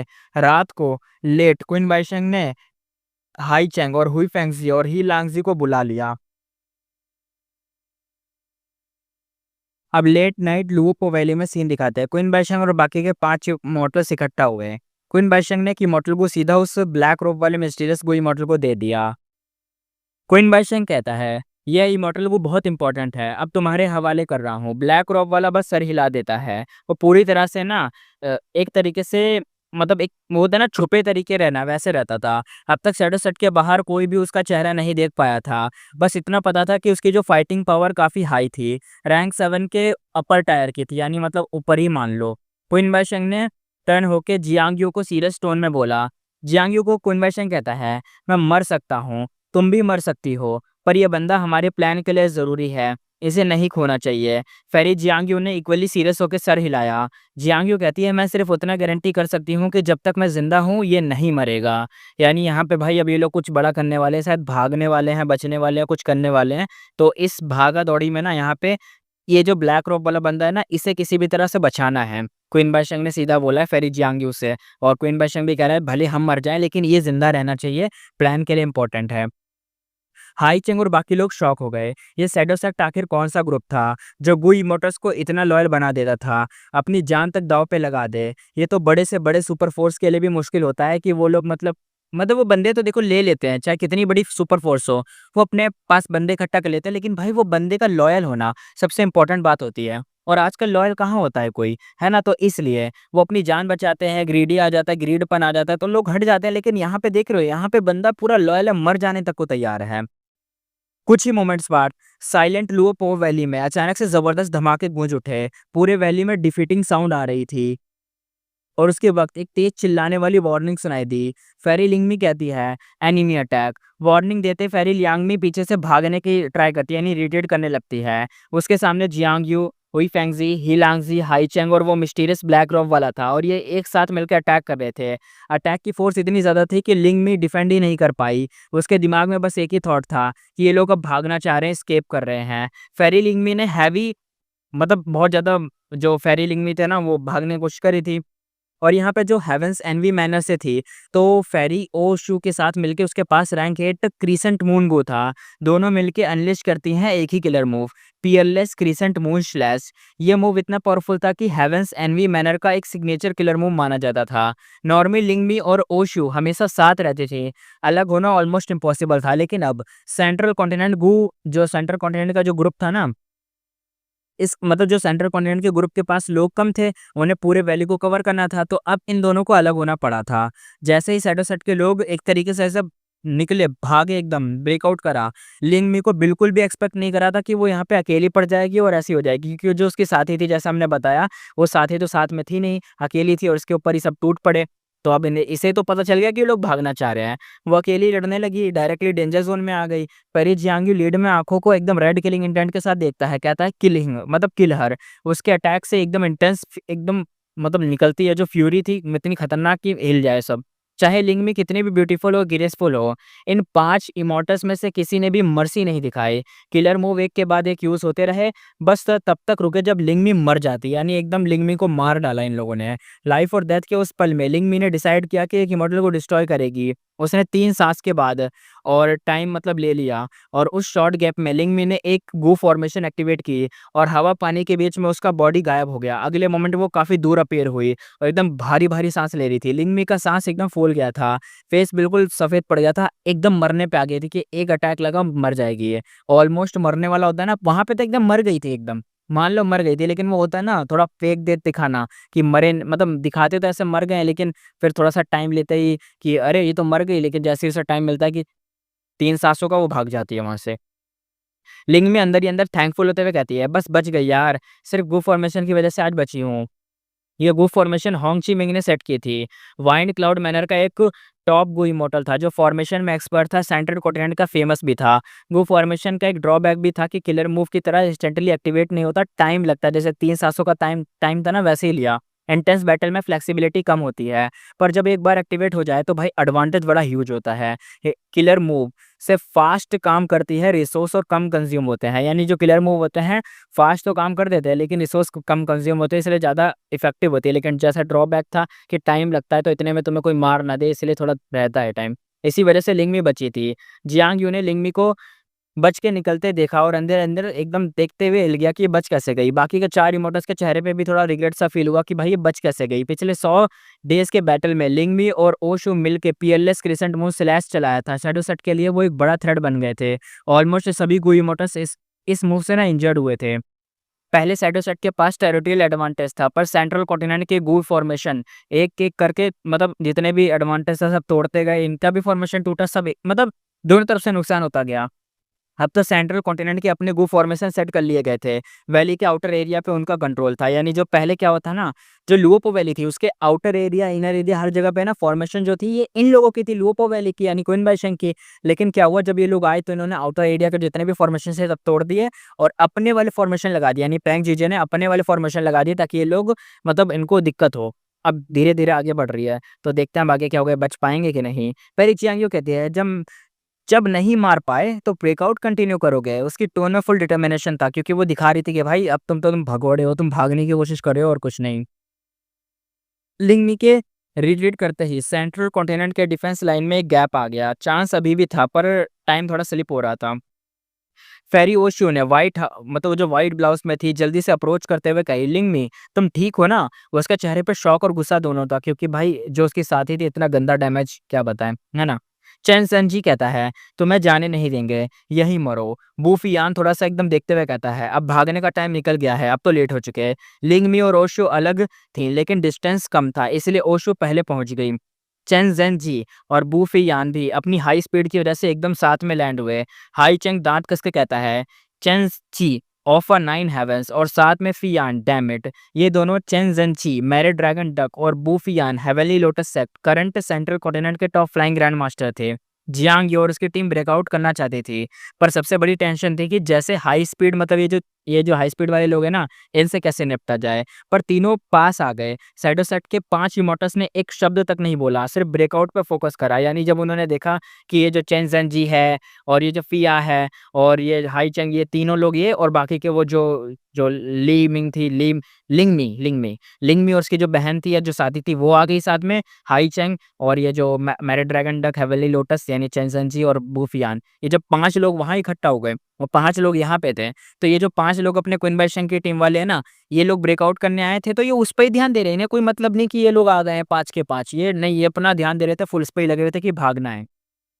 जियांग ही उसकी टीम ब्रेकआउट करना चाहती थी, पर सबसे बड़ी टेंशन थी कि हाई स्पीड वाला चीज़। लेकिन अब देखते हैं कि क्या हो पाएगा। तभी एक वॉल ऑफ लाइट उनके सामने अपीयर हो गई, उसका रास्ता ब्लॉक कर दिया। ये एक गो फॉर्मेशन का एक्टिवेशन था। होंग चिमिंग का काम था। वो खुद अंदर अंदर नहीं था, पर उसकी आवाज़ सुनाई दे रही थी। होंग चिमिंग कहता है, लॉर्ड फेंगजीजे ने पहले से प्रेडिक्ट कर लिया था कि तुम ब्रेकआउट तो ज़रूर करोगे, इसलिए मैंने पहले से ही मतलब सब प्रिपेयर कर लिया था। अभी भी वक्त है, सरेंडर कर दो, वरना ज़िंदा नहीं बचोगे, और अगर सरेंडर कर दिया तो ज़िंदा छोड़ देंगे। उसके बोलते ही एक ज़बरदस्त पावरफुल ऑरा तेज़ी से उसकी तरफ आया, जैसे एक रशिंग ड्रैगन हो। ये ऑरा इतना फ़ेमिलियर था कि सेट के मेंबर का चेहरा पैनिक में बदल गया, और ये और कोई नहीं, फेंग जीजे था, क्योंकि फेंग जीजे ने प्रेडिक्ट कर लिया था कि कहीं न कहीं से तो भागेंगे ही। और जैसे ही उसे पता चला कि यहाँ से भाग रहे हैं, क्योंकि वो भाग नहीं पाए, उनके सामने एक लाइट वॉल आ गई थी, जो इस होंग चिमिंग ने बनाई थी। तो भाई अब जो लाइट वॉल आ गई तो थोड़ा-सा रुक गए। उसी वक़्त के बीच में फेंग जीजे अपना स्पीड में भागते हुए आया। 100 डेज़ बैटल के बाद उन्हें क्लियर था कि चाहे सब मिलके भी लड़ लें, फेंग जीजे के अगेंस्ट मैच नहीं कर सकते। क्या उनका एस्केप फेल होने वाला था? अब हमें पता चलने वाला है, क्योंकि बड़ा खतरनाक सीन है यहाँ पे। और पता है क्या हुआ यहाँ पे? एंड में ना, यहाँ पे जब एकदम भाई एंड पे सब चीज़ चल रहा था, अपने पीक पे था सब, तो एक गोल्डन एरो उड़ के आया, उसने वॉल ऑफ लाइट को सीधा पियर्स कर दिया। यानी जो फेंग जीजे की टीम का जो वॉल ऑफ लाइट था इन क्वीन बाई शेंग को भागने ना देने के लिए, एक पता नहीं कहीं से एरो आया, उसने वॉल ऑफ लाइट को तोड़ दिया, ताकि फेंग जीजे के आने से पहले, क्योंकि वो फुल स्पीड में यहीं आ रहा था, उन्हें तो और फील हो गया था कि भाई फेंग जीजे आ रहा है। वो तो भागने की कोशिश में थे, लेकिन लाइट की वजह से नहीं भाग पा रहे थे, वॉल लाइट की वजह से। लेकिन जो वॉल लाइट थी, उससे एक एरो ने आके तोड़ दिया, यानी कोई तो यहाँ पे एंट्री लेगा अब। और जैसे ही ये जो वॉल ऑफ लाइट थी ना एक टूटी, भाई जो दूर कहीं पे होंग चिमिंग का जो बॉडी था, अचानक से झटका खा गया, जैसे बिजली लग गई हो, और वो सीधा एक खून का बड़ा सा थूक निकाल दिया उसके मुंह से, क्योंकि हैवी इंजरी हुई थी, बैकलैश मिला था उसके अटैक टूटने की वजह से। गोल्डन एरो शूट करने वाला बंदा और कोई नहीं, क्वीन बाई शेंग था। वो कैसे देख सकता था कि 5 इमॉर्टल्स का ब्रेकआउट फेल हो जाए, इसलिए उसने अपना इंजर्ड बॉडी को फोर्सफुली मूव करा, तो सीधा जाके वो लाइट को तोड़ दे, और जिससे ये लोग भाग सकें। सेंट्रल कॉन्टिनेंट के 4 इमोटर्स जल्दी से पहुँच गए, लेकिन उतनी जल्दी ही हार भी गए, और सिर्फ़ हारे ही नहीं, पूरी तरह से वाइप आउट भी हो गए। जैसे पेंग जीजे को रोकना नामुमकिन था, वैसे ही क्वीन बाई शेंग भी सेंट्रल कॉन्टिनेंट के किसी इमोटल से ईज़िली नहीं रुकता था। यानी ये दोनों लोग बस एक-दूसरे को ही रोक सकते हैं, बाकी जो सेंट्रल कॉन्टिनेंट के बीच में लोग आएँगे वो भी पिटेंगे, और अगर ये फेंग जूजे आएगा और क्वीन बाई शेंग के लोग आएँगे, तो क्वीन बाई शेंग के लोग पिटेंगे। तो भाई क्वीन बाई शेंग और फेंग जीजे ये दोनों आपस में ही लड़ सकते हैं। इनके अलावा जो यहाँ पे लोग हैं वो तो पिटने के ही लायक है, मतलब एक-दूसरे में लड़ाई हुई तो वही पिटेंगे। क्वीन बाई शेंग ने इन चारों को मारने की कोशिश नहीं की, बस उन्हें रिट्रीट करने दिया, ताकि वो लोग भाग जाएँ, उन्हें थ्रेट पड़े, क्योंकि उनको भी जब बैकलैश बैकलैश तो देखो अपने होंग चिमिंग को मिला, इन लोगों पे असर पड़ा था, जिसकी वज़ह से पीछे हटे थे। फेंग जीजे की आंखों में एक शार्प सी साइन आ गई। उसने इंस्टेंटली समझ लिया कि क्वीन बाईशेंग इंजर्ड है। फेंग जीजे एकदम एलिगेंट स्माइल के साथ कहता है, तुम लोग इतनी भाग दौड़ कर रहे हो, बिना गुड बाय बोले। जाना तो थोड़ा सा गलत लग रहा है ना? अगर जाना ही है ना, तो कम से कम मेरी एक फेयरवेल सॉन्ग तो सुन लो। Immortal killer move, green jade song. साइडो साइड के 5 इमॉर्टल्स रिट्रीट कर रहे थे, तभी कोई पेन में चीखता है, और एकदम से भाई एकदम हिल ही नहीं पाता, एकदम पागल सा होने लग जाता है। ग्रीन जेड सॉन्ग का मिस्टीरियस पावर उन पे क्लियरली असर कर रहा था। हिट होते ही उनकी बॉडीज़ धीरे-धीरे जेड बनने लगे। अब वो पूरा एकदम स्प्रेड होने लगा, वो जो जेड जेड सा था। ये 5 इमॉर्टल्स काफ़ी हार्डकोर थे। तुरंत ही समझ गए कि ये एक प्रॉब्लम है। विदाउट वेस्टिंग अ टाइम उन्होंने अपना वो जो मतलब मिक्स वाला जो फ्लैश है, या तो तोड़ दिया या तो काट के निकाल दिया। यानी जहाँ-जहाँ पे जेड बन रहा था ना, वो हिस्सा ही काट दिया कि ना बजेगी बाँस, ना रहेगी बाँस, ना बजेगी बाँसुरी। और next moment blood literally river की तरफ फ्लो होने लगा। Immortal killer move, soul suppression use करा गया। क्वीन बाईशंग ने तुरंत ही अटैक करा और एक ज़बरदस्त सोल पाथ मूव सीधा फेंग जीजे के फेस पे तरफ आया और फुल प्रेशर मिस मोड डाल दिया। फेंग जीजे का एक्सप्रेशन इंस्टेंटली चेंज हुआ। उसने क्विकली डिफेंस ले लिया। क्वीन बाईशंग के पास 2 बड़े ट्रम्प कार्ड्स थे। एक सोल पाथ जैसे सोल सप्रेशन और दूसरा था स्वॉर्ड पाथ का killer move 5 finger feast heart sword, जिसका पूरा नाम था 5 फिंगर फीस्ट हार्ट स्वॉर्ड, जो हमने देख भी रखा है। इनमें से कोई भी यूज़ हो, नॉर्मल कोई इमॉर्टल तो सर्वाइव ही नहीं कर सकते। फेंग जीजे से ऐसे ही लोग सर्वाइव कर सकते हैं। फेंग जीजे के पास सिर्फ 3 किलर मूव थे, heaven and earth song, green jade song और सबमिशन सॉन्ग। ये सिर्फ पावरफुल और ग्रांट नहीं थे, बल्कि काफ़ी मिस्टीरियस भी थे। अब फेंग जीजे का ध्यान कन्वर्शन पे शिफ्ट हो गया था। ग्रीन जेड सॉन्ग स्टॉप हो गया था और 5 इमोटर्स का जो प्रेशर वो फ़ील करे थे, वो भी कम हो गया था। वो इंस्टेंटली डिस्टेंस बना के दूर निकलने लग गए थे वो 5 बंदे जो थे। क्वीन बाईशंग ने फिर से एक metal path killer move use करा। गोल्डन चेन से फेंग जीजे के हैंड्स पे और लेग्स पे टाइट बाइंड कर लिए। फेंग जीजे बिल्कुल भी पैनिक नहीं हुआ। 100 डेज़ बाद बैटल में दोनों एक-दूसरे को काफ़ी अच्छी तरह से समझ चुके थे। क्वीन बाईशंग का मेटल पाथ मूव उस पे ज़्यादा इफ़ेक्ट नहीं करता था। ये गोल्डन चेन्स चैन ज़ेनची जैसे लोगों पे काफ़ी डेंजरस थी, लेकिन फेंग जीजे के लिए सिर्फ़ एक मतलब एक साँस का टाइम लगता है उसे तोड़ने के लिए। लेकिन इस बार क्वीन बाईशंग के फेस पर एक छोटा-सा वरी सा स्माइल आया। क्वीन बाईशंग कहता, चलो तुम्हें लुओपो वैली का असली सीक्रेट दिखाता हूँ। और ये कह के उसने अपना मेथड एक्टिवेट करा। वैली के अंदर काउंटलेस मिस्टिकल लाइट्स शूट हुए और उनमें से एक सीधा फेंग जीजे को हिट कर गया। फेंग जीजे शॉक में कहता है, ये क्या? उसने गोल्डन चेन्स तो तोड़ दी, लेकिन इस प्रोसेस में थोड़ा-सा टाइम वेस्ट हो गया और वो जो मिस्टिकल लाइट थी वो उसे लग गई और जैसे ही इसको वो लाइट लगी, बंदा हिल ही नहीं पाया, पैरालाइज़ हो गया। फेंग जीजे कहता है, स्पेस पाथ का पावर है ये तो। फेंग जीजे कहता है, इतना स्ट्रॉन्ग कैसे हो सकता है भाई ये? थोड़ा दूर लिंगमी और ओशु भी मिस्टिकल लाइट से हिट हुए। उनके फेसेस भी भाई सफ़ेद पड़ गए, साँस भी एकदम फास्ट हो गई क्योंकि भाई वो भी तो अब हिल नहीं पाएँगे।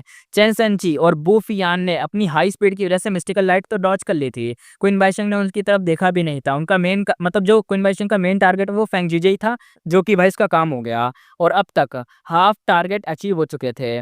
फेंग जीजे जल्दी से शाउट करते हुए कहता है, स्ट्रगल मत करो, ये लाइट हार्मफुल नहीं है। ओशियो और लिंग में एक दूसरे को डाउट से देखने लगे, लेकिन अगले ही मोमेंट वो नोटिस करते हैं कि फेंग जीजे रेसिस्ट करना बंद कर दिया है और मिस्टिकल लाइट उसको ड्रैग करके लुओपो वैली में डीप पार्ट में ले जा रही है। क्वीन बाईशंग का स्माइल और बड़ा हो गया। वो भी एक मिस्टिकल लाइट के क्लोज गया और ड्रैग होके वैली के अंदर चला गया। ओशियो और लिंगमे ने एक दूसरे को देखा और अपने दांत दबाए और फाइनली डिसाइड किया कि वो फेंग जीजे पे ट्रस्ट करेंगे, रेसिस्ट करना बंद करेंगे और वैली के अंदर जाएंगे।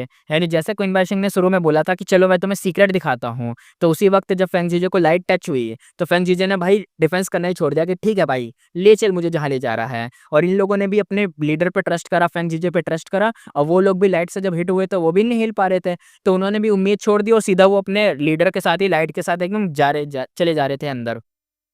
ओशो लाइट में एक दूसरे को देखा और अंदर जा ही रहे थे। ये सडन चेंज सबके लिए टोटली अनएक्सपेक्टेड था।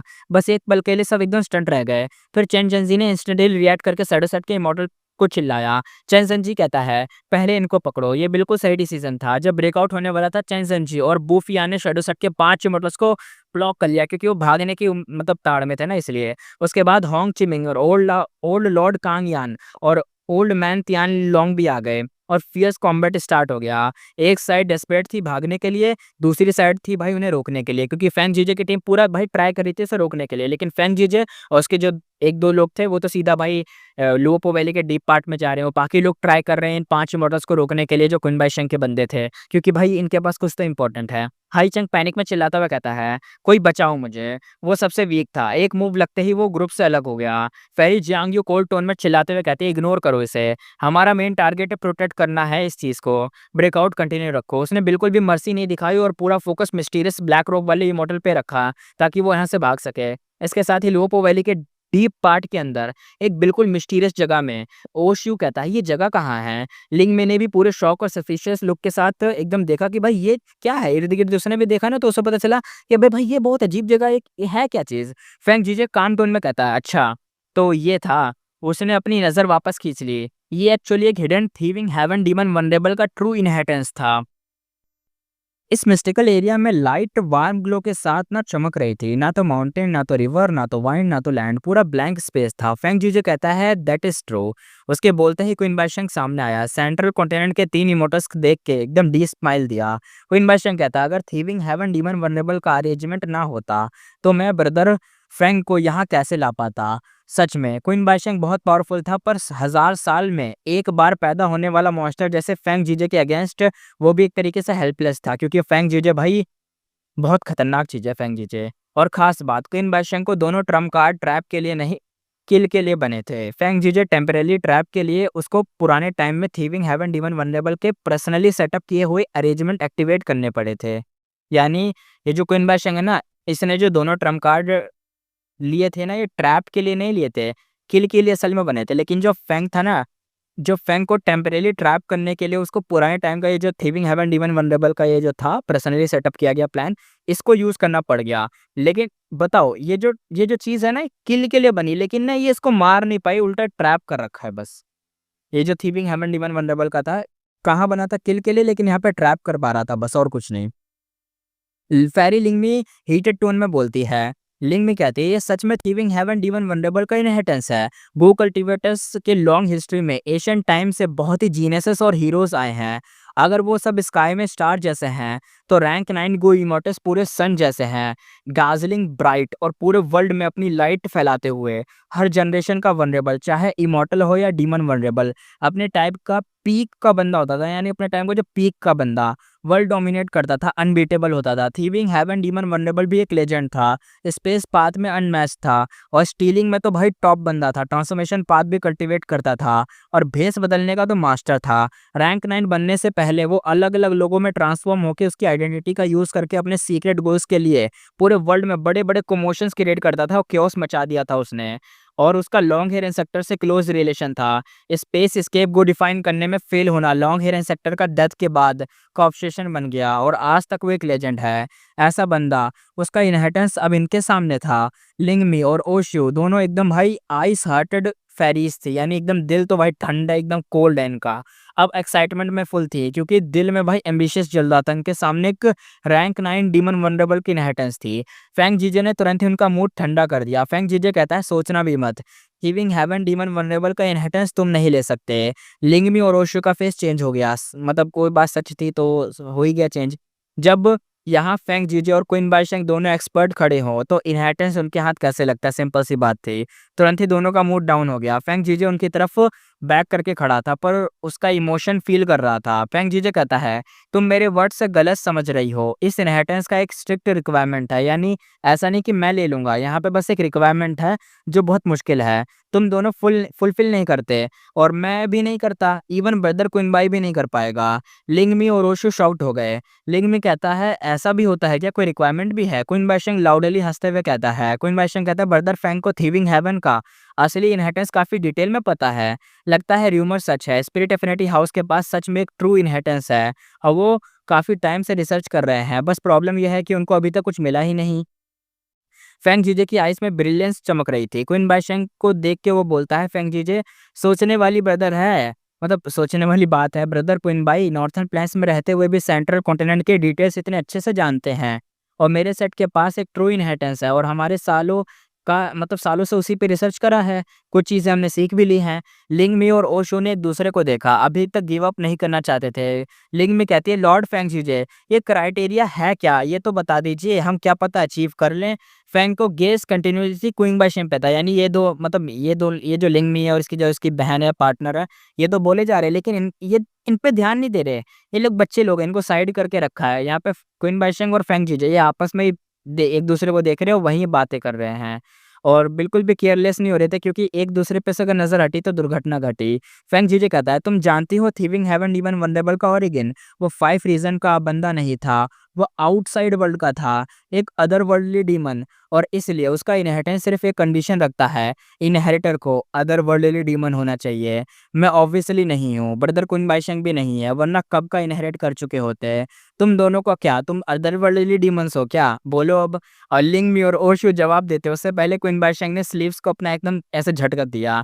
क्वीन बाइशंग कहता है इम्पॉसिबल, 100 डेज बैटल में कोई भी अदर वर्ल्डली डीमन नहीं है, अगर होता तो मैं सबको यहाँ मतलब मैं मतलब तुम लोगों को यहाँ पे आने देता, अपनी इनहेरिटेंस को जाने देता क्या? ऐसे ही थोड़ी ना। लिग्मी कहती है, अदरवर्ल्डली डीमन सच में एग्ज़िस्ट करते भी हैं क्या? मैंने तो कभी देखा भी नहीं। ओशु कहता है, थीविंग हेवन डीमन वल्नरेबल एक अदरवर्ल्डली डीमन था, यानी इस दुनिया का नहीं था। लिंगमी और ओशु तुरंत ही एकदम स्टन्ड रह गए कि हैं सच में? फेंग जीजे ने सर हिला के कन्फर्म करा। फेंग जीजे कहता है, हाँ, रेयर है पर एग्ज़िस्ट करते हैं। वह हमारे वर्ल्ड के बाहर से आते हैं, मतलब 5 रीज़न और 9 हेवंस के बाहर और भी वर्ल्ड एग्जिस्ट करते हैं, पर अब तक कोई भी गो वर्ल्ड के बाहर ही नहीं गया। लिंगमी और ओशो ने एक दूसरे को देखा। लिंगमी कहती है, मतलब 5 रीज़न के बाहर सच में अदर वर्ल्ड भी है, यानी दूसरी दुनिया भी है क्या? ओशो कहती है, अगर हम कंडीशन को फुलफिल नहीं कर सकते तो इनहेरिटेंस तो फिक्स्ड जगह पे ही है ना। क्या लॉर्ड फिंगजीजे आप फोर्सफुली नहीं ले सकते हो क्या इस चीज को? दोनों अभी तक गिव अप नहीं कर रही थी और ये थीविंग हेवन का ट्रू इनहेरिटेंस था। एक्सपर्ट मतलब एक तरीके से कौन नहीं चाहेगा इसको तो नोच फाड़ के खा लें, लेकिन नोच फाड़ने के लिए जो दाँत होने चाहिए वो दाँत इनके पास है ही नहीं, क्योंकि वो अदरवर्ल्डली डीमन ही होना चाहिए तभी वो कर पाएगा ऐसा। क्विन बाइशन कहता है बड़ी सोच मतलब बड़ी सोच है ना तुम्हारी। जब जायंट सन इमॉर्टल वनरेबल रैंक 9 बन गया था ना, तब भी एक थीविंग हेवन ट्रू इनहेरिटेंस के सामने वो खाली हाथ वापस गया था। कुछ नहीं मिला उसको, ऊपर से लॉस भी हुआ। इसलिए तो जायंट सन इमॉर्टल वनरेबल अदरवर्ल्डली डीमन से इतना नफरत करता है। तुम दोनों सोचती हो तुम ले लोगी हैं? और लिंगमी कहती है, सच में ऐसा हुआ था? ओशु कहती है, ये तो बहुत ही मतलब खतरनाक चीज़ है। जायंट सन जैसा रैंक 9 भी कुछ नहीं कर पाया इसके सामने। लिंगमी और ओशु की आंखें बड़ी हो गई और एकदम बिलीव नहीं कर पा रहे थे। डाउट भी आ रहा था, झूठ भी लग रहा था, बिलीव ही नहीं हो रहा था। फेंग जीजे ने डिनाई नहीं किया, सीरियस टोन में वो भी कहता है। फेंग जीजे कहता है, थीविंग हेवन का स्पेस पाथ अटेनमेंट इतना डीप था कि लोग इमेजिन भी नहीं कर सकते। एक थ्योरी थी, एक थ्योरी है, क्योंकि वो अदरवर्ल्डली डीमन था। जब उसने स्पेस पाथ कल्टीवेट किया तो एक स्पेशल टाइप के दाव मार्क्स बने जो दूसरे वर्ल्ड से थे, और ये मार्क्स 5 रीजन और 9 हेवंस के लिए एक तरीके से अलग ही थे, यानी मतलब वो यहाँ के थे ही नहीं, वो अलग ही दुनिया के थे। जिस स्पेस में हम अब हैं वो नॉर्मल लगता है, पर ये ऑलरेडी गो वर्ल्ड से बाहर का था। जायंट सन चाहते हुए भी इस पे कुछ कर ही नहीं पाया और वो फेल हो गया, क्योंकि वो कुछ भी कर पाता तो वही वो इसी वर्ल्ड की चीज़ों पे कर पाता ना, दूसरे वर्ल्ड की चीज़ों पे थोड़ी ना कुछ कर पाता। और इसी चक्कर में वो फेल हो गया था, वो कुछ नहीं कर पाया। लिंगमी और ओशु शॉक्ड एकदम बैठते हुए एकदम हिल गए कि भाई ये क्या सीन था। लंबी-लंबी सांसें लेने लगे। उनका एक्सप्रेशन फेंगजीजे और क्वीन बाइशन के कंपैरिजन में बहुत कम था। पहली बार उन्होंने ऐसा सीक्रेट सुना था कि ऐसा कुछ भी होता है, कि अदर वर्ल्ड भी होते हैं, यानी दूसरी दुनिया भी होती हैं, जो गो वर्ल्ड से भी बाहर हैं और वहाँ से भी कोई आ सकता है अपनी दुनिया में। लेकिन क्या हमारी दुनिया से दूसरी दुनिया में जाया जा सकता है? ये तो पता चलेगा आगे। अब ये सब सुनना तो भाई हिल गए लोग तो। लिंगमी और ओशो दोनों को तो लगा था कि उनका पर्सपेक्टिव एकदम एक्सपेंड हो गया है, जैसे दुनिया की अंडरस्टैंडिंग बढ़ गई हो। लेकिन कुछ सेकंड बाद ही उनके चेहरे पर सीरियस टेंशन आ गई, दिल में एंजाइटी आ गई।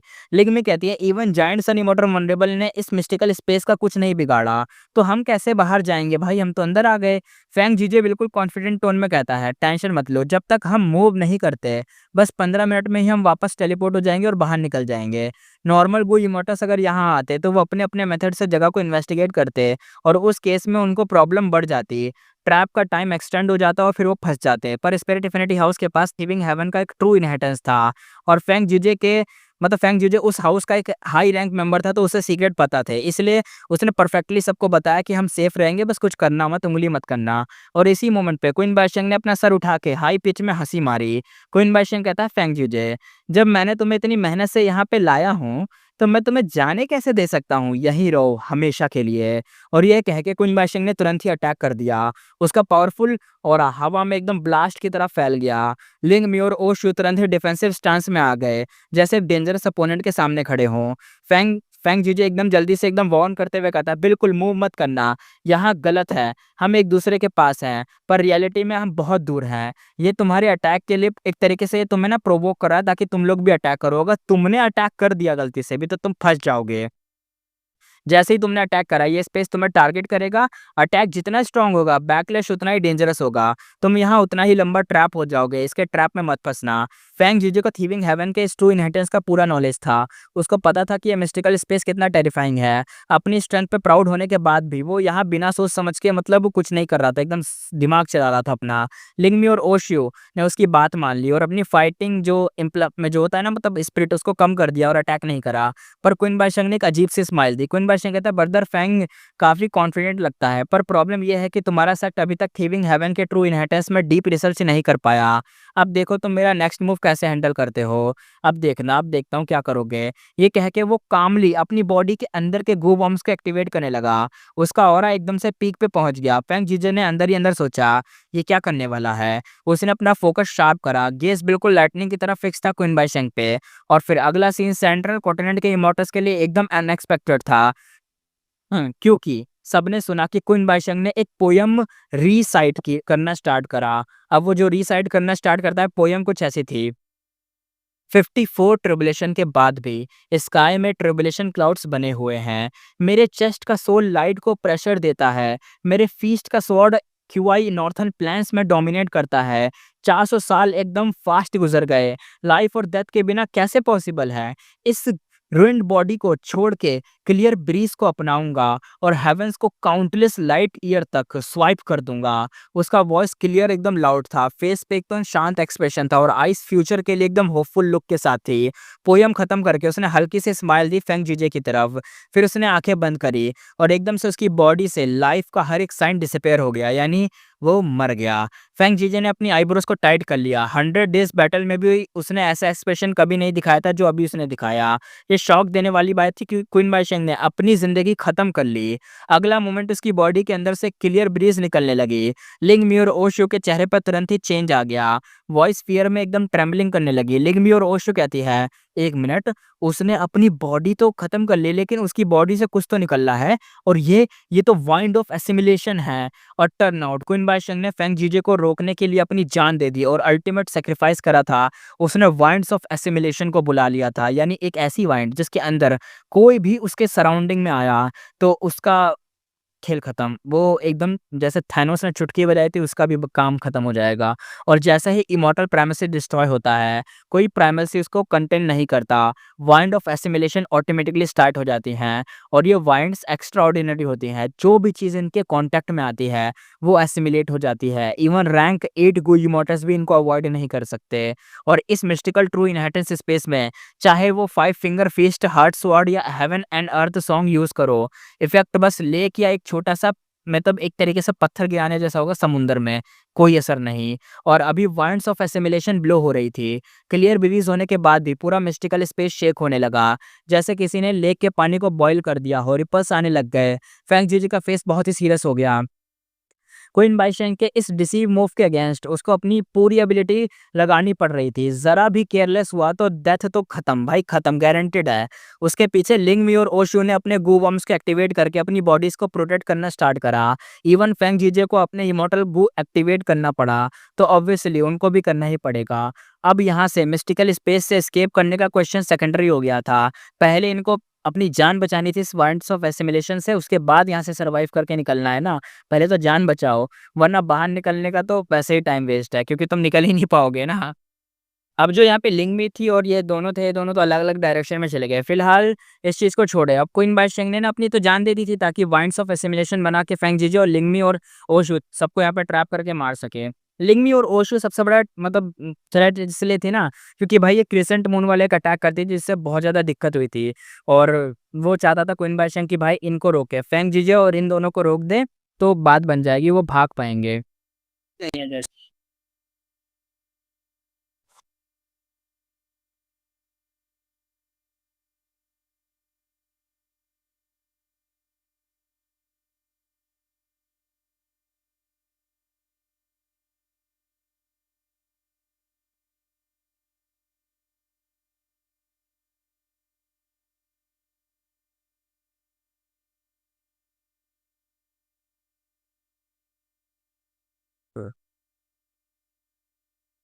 अब इनको साइड रखा जाए तो अब देखते हैं दूसरा सीन, क्योंकि दूसरे सीन पे भाई यहाँ पे अब ये जो 5 इमोर्टल्स है जो क्वीन बाईशेंग के साथ थे वो तो भागने वाले थे ना। क्वीन बाईशेंग ने तो अपनी जान दे दी ताकि फेंग जीजे और इनको ट्रैप कर सके, तो वो तो ट्रैप में है। बाकी बाहर लोग, बाहर भी तो है ना लोग, तो अब वो लोग और साथ में क्वीन बाईशेंग के जो साथी थे वो भागना चाह रहे हैं और वो लोग रोकेंगे, तो देखेंगे अब क्या होता है उनका।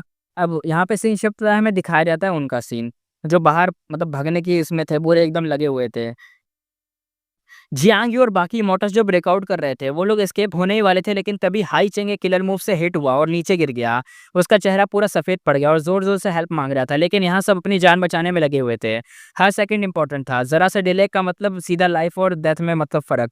किसी ने किसी की परवाह नहीं करी। सबने अपनी फुल स्पीड मैक्स कर दी ताकि अपना काम कर कंप्लीट कर सके। फेरी जियांग तो अभी रूथलेस निकली थी। सीधा कह दिया था कि छोड़ दो इसको, चाहे वो ज़िंदा रहे या मर जाए। एस्केप बस कुछ कदमों दूर था, फ्रीडम सामने थी। हाई चैंग ने पीछे रह रहा था और उसे सेंट्रल कॉन्टिनेंट के गोई मोटर्स को रोकने के लिए बेट बनाया गया सा था, इसलिए ताकि वो उसे मारने में बिज़ी हों और ये लोग भागें। लेकिन प्रॉब्लम ये थी कि वो इमॉर्टल को हाउस प्रिज़न कंट्रोल करता था।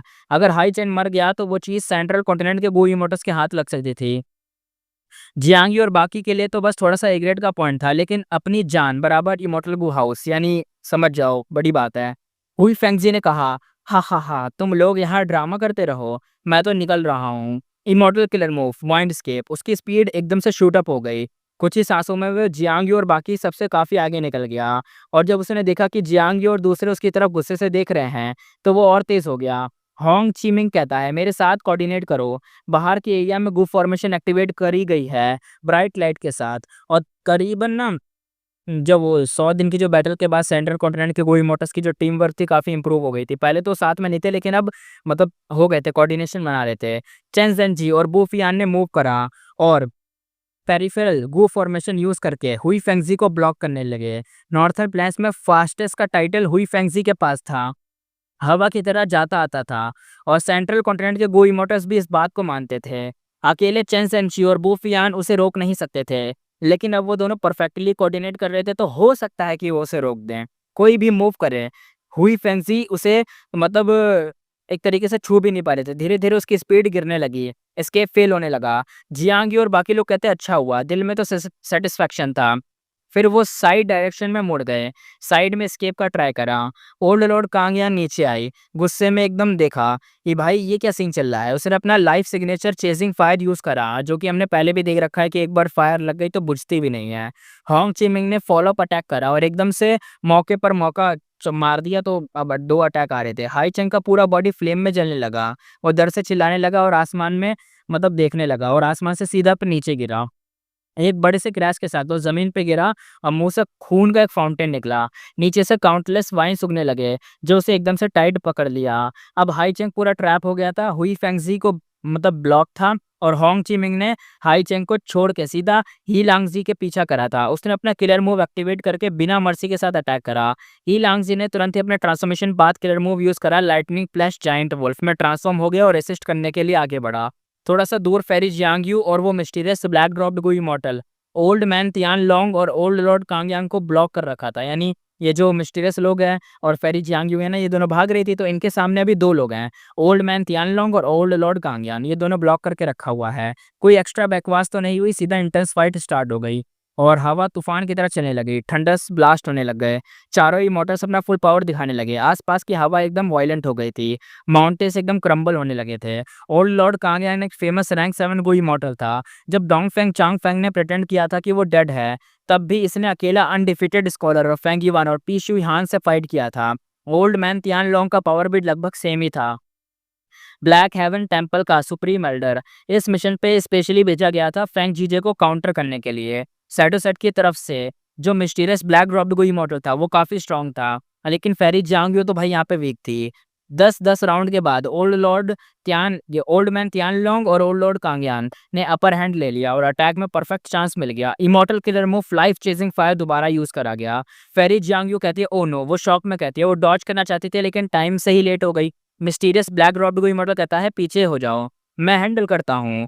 वो इंस्टेंट उसकी जगह लेके खुद ही लाइफ चेजिंग फायर को ब्लॉक कर गया। ओल्ड लॉर्ड कांगयान कहता है ओह ये तो स्ट्रेंज है, लाइफ चेजिंग फायर लगने के बाद भी उसका कुछ नहीं हुआ, जैसे उसे कुछ फील ही नहीं हुआ। ओल्ड मैन तियानलोंग कहता है चालाक इंसान, अपना असली चेहरा देखा और उसने हाथ क्लैप करा और स्काई में ब्लेड्स बरसने लग गए, क्योंकि ये ब्लैक रॉड बंदा था ना भाई, ये बड़ा खतरनाक था। हमें पता है जो लाइफ चेजिंग फायर है वो अगर किसी को पड़ जाए तो भाई उसके इमोर्टल प्रेमेसी में लग जाती है आग और सब कुछ डिस्ट्रॉय कर देती है। तो इससे बचने के लिए कुछ तो करना पड़ता है लोगों को, या तो काटना पड़ जाता है जिस जिस हिस्से में आग लगी हो, है ना? यही सब करते हैं। और जैसे फेंग युआन ने भी करा था पिछली बार बचने के लिए जब उसे ये लगा था। तो यहाँ पे क्या हुआ, इस बंदे को कुछ हुआ ही नहीं, ये जो ब्लैक रॉब्ड बंदा था, और इसने क्या बोले, इसने तो एकदम चुटकियों में वो बच गया उससे। और लॉर्ड कांगयान तो कहता है कि तुम्हारे पास तो blazing glory lightning brilliance physique है। ये था 10 एक्सट्रीम फिजिक में से एक। देख रहे हो, blazing glory, lightning brilliance physique इसका नाम था। ओल्ड मैन तियानलोंग कहता है डरने की जरूरत नहीं, ये बस एक इमॉर्टल ज़ॉम्बी है। उसके अटैक और फियर्स हो गए। पता चला कि mysterious go immortal rank 7 immortal zombie है, जो blazing glory lightning brilliance physique के साथ ज़ॉम्बी बन गया था। इमॉर्टल ज़ॉम्बी कहता है हाँ, जब तुम्हें जान लिया तो छुपाने का कोई पॉइंट ही नहीं। उसने अपनी रोब टियर करके सीधा ओल्ड लॉर्ड कांगयांग पे एकदम फेंकी। Old lord Kangyang fire path का एक्सपर्ट था, लेकिन blazing glory lightning brilliance physique के सामने डिसएडवांटेज में आ गया। Old man Tian Long help करना चाहता था, लेकिन फेरी जियांगयू ने अपनी जान रिस्क में डाल के उसे ब्लॉक कर दिया। फेरी जियांगयू कहते हैं जल्दी जाओ। इमॉर्टल ज़ॉम्बी ने एक गुस्से से एकदम देखा। ओल्ड लॉर्ड कांगयांग को फोर्स ब्लैक करने के बाद बिना पीछे देखे हुए लुओपो वैली में एस्केप कर गया। यानी समझ रहे हो, लुओपो वैली से एस्केप कर गया। तो यहाँ पे बड़ा खतरनाक सीन हुआ। फेरी जियांगयू ने अपने आप को मतलब आगे रख के इस बंदे को भगवाने का ट्राई करा और भगवा भी दिया, क्योंकि एस्केप कर गया लुओपो वैली से। ओल्ड लॉर्ड कांगया कहता है कहाँ भाग रहे हो। वो चेस करना चाहता था, लेकिन फेरी जियांगयू जो पूरी खून में भीग चुकी थी उसने रोक दिया। ओल्ड मैन तियानलोंग कहता है लगता है तुमने जीने की उम्मीद तो छोड़ ही दी है। क्या ये इमॉर्टल ज़ॉम्बी तुम्हारा लवर है जो तुम अपनी जान दे रही हो। उसने एकदम कोल्ड एक्सप्रेशन के साथ आसमान में डिसेंड करके फेरी जियांगयू की पैक पे एक सॉलिड सा हिट मारा।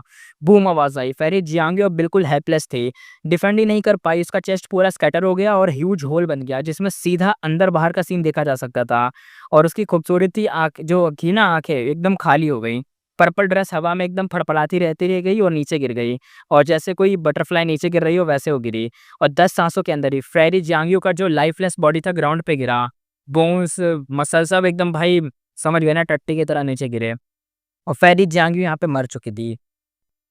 और इस पॉइंट पे शैडो सेट के पास कोई ऑप्शन नहीं बचा था, कोई चांस ही नहीं बचा था। ओल्ड लॉर्ड कांगयार और ओल्ड मैन तियान लोंग अब फ्री थे। वो इजीली ही लांगजी और हुई फेंगजी को हैंडल कर सकते थे। होंग चिमिंग का पूरा फोकस हाई चेंग को रेसिस्ट करने पर था, यानी भागने ना देने पर।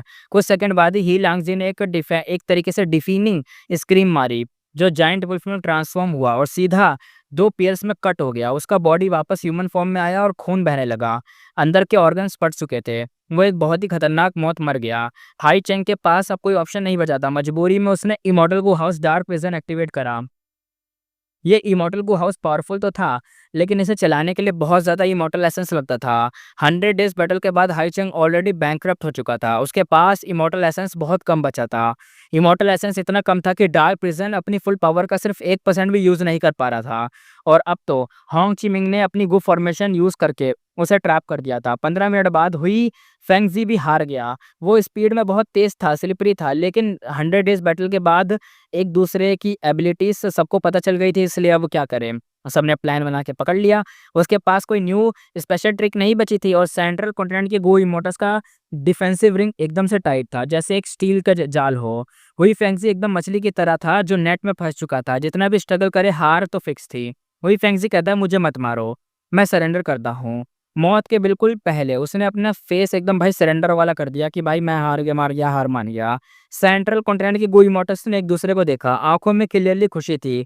मौत सच में बहुत ही टेरिफाइंग चीज़ होती है, इसलिए उसने मतलब हार मान लिया। अब इससे सवाल जवाब करेंगे तो बढ़िया होगा ना, इसलिए स्मार्ट बंदा हमेशा सिचुएशन के हिसाब से चलता है। सेंट्रल कॉन्टिनेंट की गो इमोटस समझ गए कि हुई फेंगजी ने सरेंडर क्यों किया।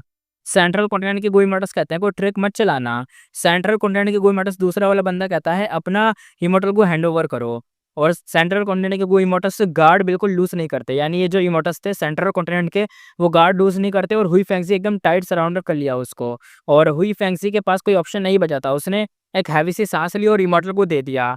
इमोटल को के बिना वो एक टाइगर था जिसके क्लॉस और दांत निकाल दिए गए हों। Threat level almost zero. जब तक वो उनके जब तक वो उनको कंप्लीट कंट्रोल में नहीं आया, उसकी लाइफ और डेथ मैं उसके हाथ में थी, लेकिन अब तो जा चुकी थी, क्योंकि भाई अब क्या बोले, अब वो एक सरेंडर कर दिया है। अब उसका जीना मरना सब इन लोगों के हाथ में है, जो कि सेंट्रल कॉन्टिनेंट के वो इमॉर्टल हैं। फिर उसने अपना पूरा फोकस इमॉर्टल को हाउस से डार्क प्रिजन को डील करने पे लगाया था, और हुई फेंगजी को सरेंडर करा। और सेंट्रल कॉन्टिनेंट के वो इमॉर्टल के लिए एक होप की तरह था, क्योंकि जो हुई फेंगजी था उसने सरेंडर कर दिया। तो सरेंडर करने के बाद बाकी लोग भी क्या पास सरेंडर कर दें, इसलिए ना बहुत। अब जब देखो 100 बैटल्स के बाद इमॉर्टल एसेंस तो ज़्यादा कंज्यूम हो गया था, तो हुई फेंगजी तो सरेंडर कर चुका है। तो यहाँ पे अब सरेंडर करने के बाद अपना जो बचा हुआ कौन है, यहाँ पे अपना हाई चेंग। हाई चेंग अब देखते हैं कर पाएगा कि नहीं, मुझे तो लग रहा है सरेंडर ही करेगा। हुई फेंगजी को पकड़ने को जो इमॉर्टल वो मिला था वो काफ़ी था अपने लॉसेस कवर करने के लिए। अगर डार्क प्रिजन भी मिल जाता तो एक ह्यूज प्रॉफिट होता। 7 मिनट बाद सेंट्रल कॉन्टिनेंट के इमॉर्टल ने डार्क प्रिजन को कैप्चर कर लिया, लेकिन अनएक्सपेक्टेडली सेंट्रल कॉन्टिनेंट के गो इमॉर्टल कहते हैं हाई चेंग कहाँ गया? वो इमॉर्टल गो तो मिल गया लेकिन वो भाग गया।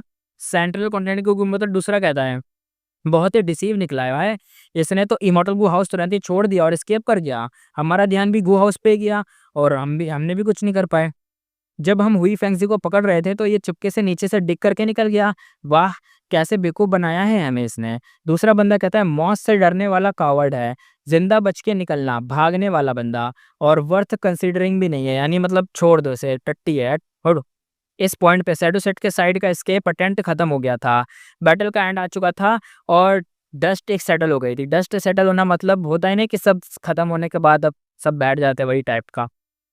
क्वीन बाइशेंग, फेरी जियांगू सैक्रिफाइस हो गए थे, ही लांगजी मर गया था, हुई फेंगजी सरेंडर कर दिया था और blazing glory, lightning brilliance, immortal zombie crucial moment पर ही इमॉर्टल गो के साथ एस्केप कर गया था और लोवेस्ट बैटल स्ट्रेंथ वाला हाई चेंग डार्क प्रिजन छोड़ के भाग गया था। कुछ महीने पहले ये लोग लांग या ब्लेस लैंड में धमाकेदार अटैक करने आए थे और 100 मतलब 100 दिन बाद अब ये लोग मर चुके हैं, इंजर्ड भी हैं, मर चुके हैं और एक लास्ट बंदा सरेंडर कर चुका है और या तो जो बचा हुआ बंदा वो भाग गया है। इवन पावरफुल क्वीन बाइशेंग भी लुओपो वैली के अंदर सेक्रीफाइस हो गया। ये क्लियर प्रूफ था कि गू कल्टीवेशन वर्ल्ड कितना क्रूर होता है। इवन गू इमॉर्टल लेवल पे भी डेंजर से बचना मुश्किल था, मौत कभी भी आ सकती थी। 10 दिन बाद अर्थ ट्रेंच में एक फिगर अपीयर होता है। अर्थ ट्रेंच का control northern plains zombie alliance के पास था और वहां गार्ड कर रहा था एक डार्क फ्लो जायंट सिटी का, मतलब कोई बंदा था वो वही गार्ड कर रहा था।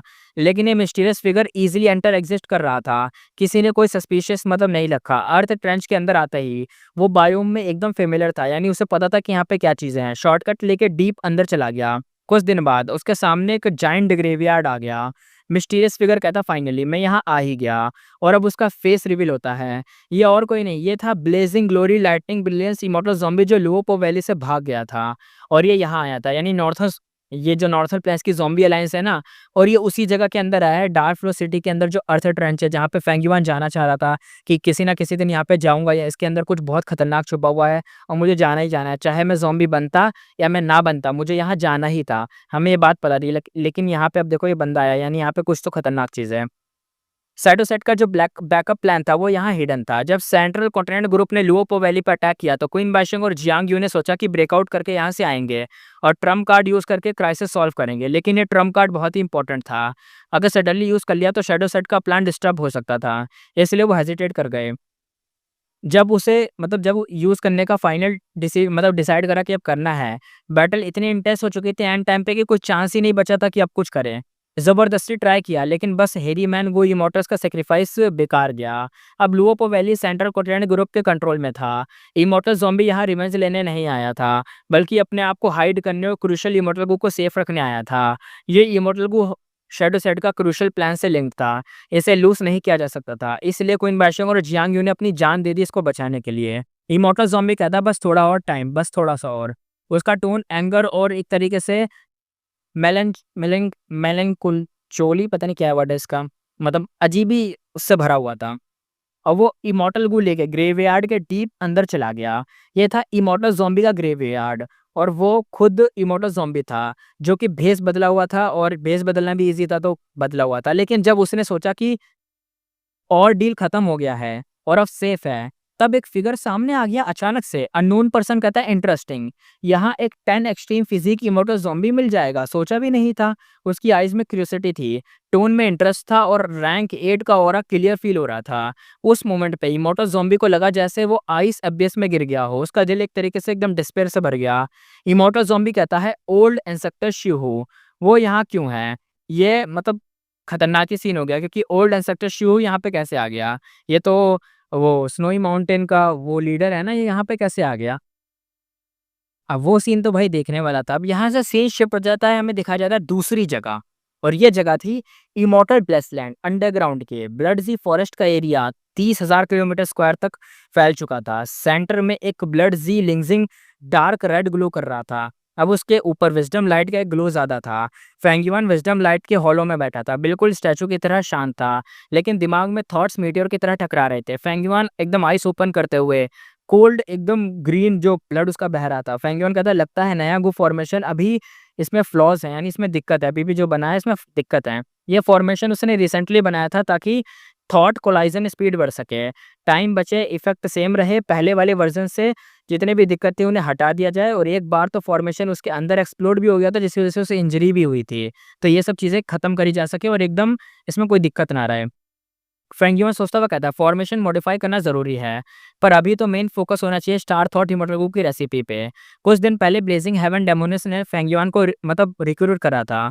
फेंगयुआन ने उसे star thought immortal group refine करने का काम मांगा था और डेमोनिस ने 3 सेट रेयर इमॉर्टल मटेरियल भेजे थे, जो फेंगयुआन को खुद कलेक्ट करने में बहुत टाइम लगता, वो उसे ऐसे ही मिल गए। फेंगयुआन ने 3 बार ट्राई करा, वो फेल हो गया। रीज़न क्या था? रेसिपी का एक स्टेप बहुत रिस्की था। Pale flame white bones, fire path plus green beetle water lotus water path को सेम टाइम पे प्रोसेस करके एक लिक्विड बनाना था। 5 एक तरीके से मतलब बहुत जल्दी बनाना था और एक तरीके से जो ड्रॉप होती है उनके हिसाब से ऐसे बनाना होगा, जैसे फायर और वाटर के जो दाव मार्क्स होंगे वो आपस में मिलने चाहिए, इक्वल ड्रॉप्स होनी चाहिए और इक्वली एकदम नियर होने चाहिए, वरना लिक्विड मर्की बनेगा और काम का नहीं रहेगा। लिक्विड स्टोर भी नहीं हो सकता है, तो रिफाइन करते वक्त ही सब कुछ करना पड़ेगा, यानी जैसे लिक्विड बना रिफाइन उसी वक्त करके सब कुछ करना पड़ेगा, बनाना पड़ेगा गू को, वरना तुम कुछ और नहीं कर सकते। फेंग युआन फायर और वाटर पाथ का एक्सपर्ट तो था नहीं, तो परफेक्ट इक्वालिटी सिर्फ गैस वर्क पे थी, यानी बस वो गैस कर सकता था कि ये सही रहेगा कि नहीं। एनवायरनमेंट और डैमेज की वजह से ताऊ मार्क्स चेंज भी हो जाते हैं। यही रीज़न था कि इमॉर्टल को रिफाइन करना सक्सेस रेट लो होता है। ज़्यादा लोग वाइल्ड इमॉर्टल को पकड़ना प्रेफर करते हैं। बड़े रैंक के गू तो और मुश्किल होते हैं। पास्ट में भी जायंट सन और थीविंग हेवन ने लॉन्ग हेयर इंसेक्टर की हेल्प ली थी। अब फेंगयुआन अपने विजडम और स्टार पाथ दोनों में ग्रैंड मास्टर लेवल से स्टार थॉट इमॉर्टल गू को रेसिपी को मॉडिफाई करना चाहता, वो मॉडिफाई कर रहा था। फेंगयुआन ने इमॉर्टल को रेसिपी में काफ़ी चेंज कर दिए थे, जैसे वाटर फायर फ्यूजन जैसे 11 रिस्की स्टेप हटा के इजी और स्टेबल स्टेप ऐड करे थे। फेंगयुआन कहता है टाइम देख के लगता है ब्लेजिंग हेवन डेमोनिस अब 4th सेट मटेरियल भेजने वाली है। ब्लेजिंग हेवन डेमोनिस ने फंड किया था लेकिन फ्री में नहीं, ये सब फेंगयुआन का एक डेप्ट बन गया था। सक्सेस हो या फेल बाद में इंटरेस्ट से मतलब पैसा चुकाना पड़ेगा। और अगर मान लो फेंगयुआन वापस नहीं कर पाया, डेब्ट चुका नहीं पाया, तो 100 साल में अगर ऐसा नहीं हुआ तो भाई वो डेमोनिस उसका एक इमॉर्टल को ले लेगी। फेंगयुआन 3 बार फेल हो चुका था, डेप्थ बढ़ रहा था, उसे पता था कि डेमोनिस का प्लान सिंपल था, चाहे वो रीपे करे या ना करे, उसका विजडम पाथ का टैलेंट यूज़ करके उसे काम करवाएगी। अगर स्टार थॉट इमॉर्टल को बन गया तो डेमोनिस यूल ब्रेसलैंड कैप्चर कर लेगी। फेंगयुआन कहता है मेरे पास सिर्फ 7 ट्राइज का चांस है, 3 बार तो फेल हो गया, 4 बचे हैं, अब स्किल का लिमिट आ गया है, अब मुझे लक का गेम खेलना पड़ेगा। उसके पास लक कनेक्ट वाला जो गू था ना, कनेक्ट लक इमॉर्टल गू था, दूसरों की लक से अपनी लक को बूस्ट कर सकता था, पर ब्रेक लक नहीं था, यानी हटा नहीं सकता था। मतलब टारगेट अनलकी हुआ तो भाई उसके साथ ही डूबेगा बंदा, इसलिए उसने अपने पहले ही कुछ रेयर लकी लोगों को सिलेक्ट कर रखा था। अब बचे हुए में बेस्ट टारगेट यहाँ पे बचा था, पता है कौन? फेरी ब्लैक मून, यहाँ पे वही एक बेस्ट टारगेट थी। Fairy black moon spirit infinity house की टॉप फेरी थी। फ्यूचर में बहुत बड़े एरा में अपने सेट की रिप्रेजेंटेटिव बनेगी और हर बैटल में स्ट्रांग होती जाएगी। डिजास्टर के चांस में बदलती रहेगी। उसकी लक हमेशा टॉप लेवल पे ही रहेगी और परफेक्ट टारगेट थी फेंगयुआन के लिए। तो अब उसके साथ लक कनेक्ट करना था।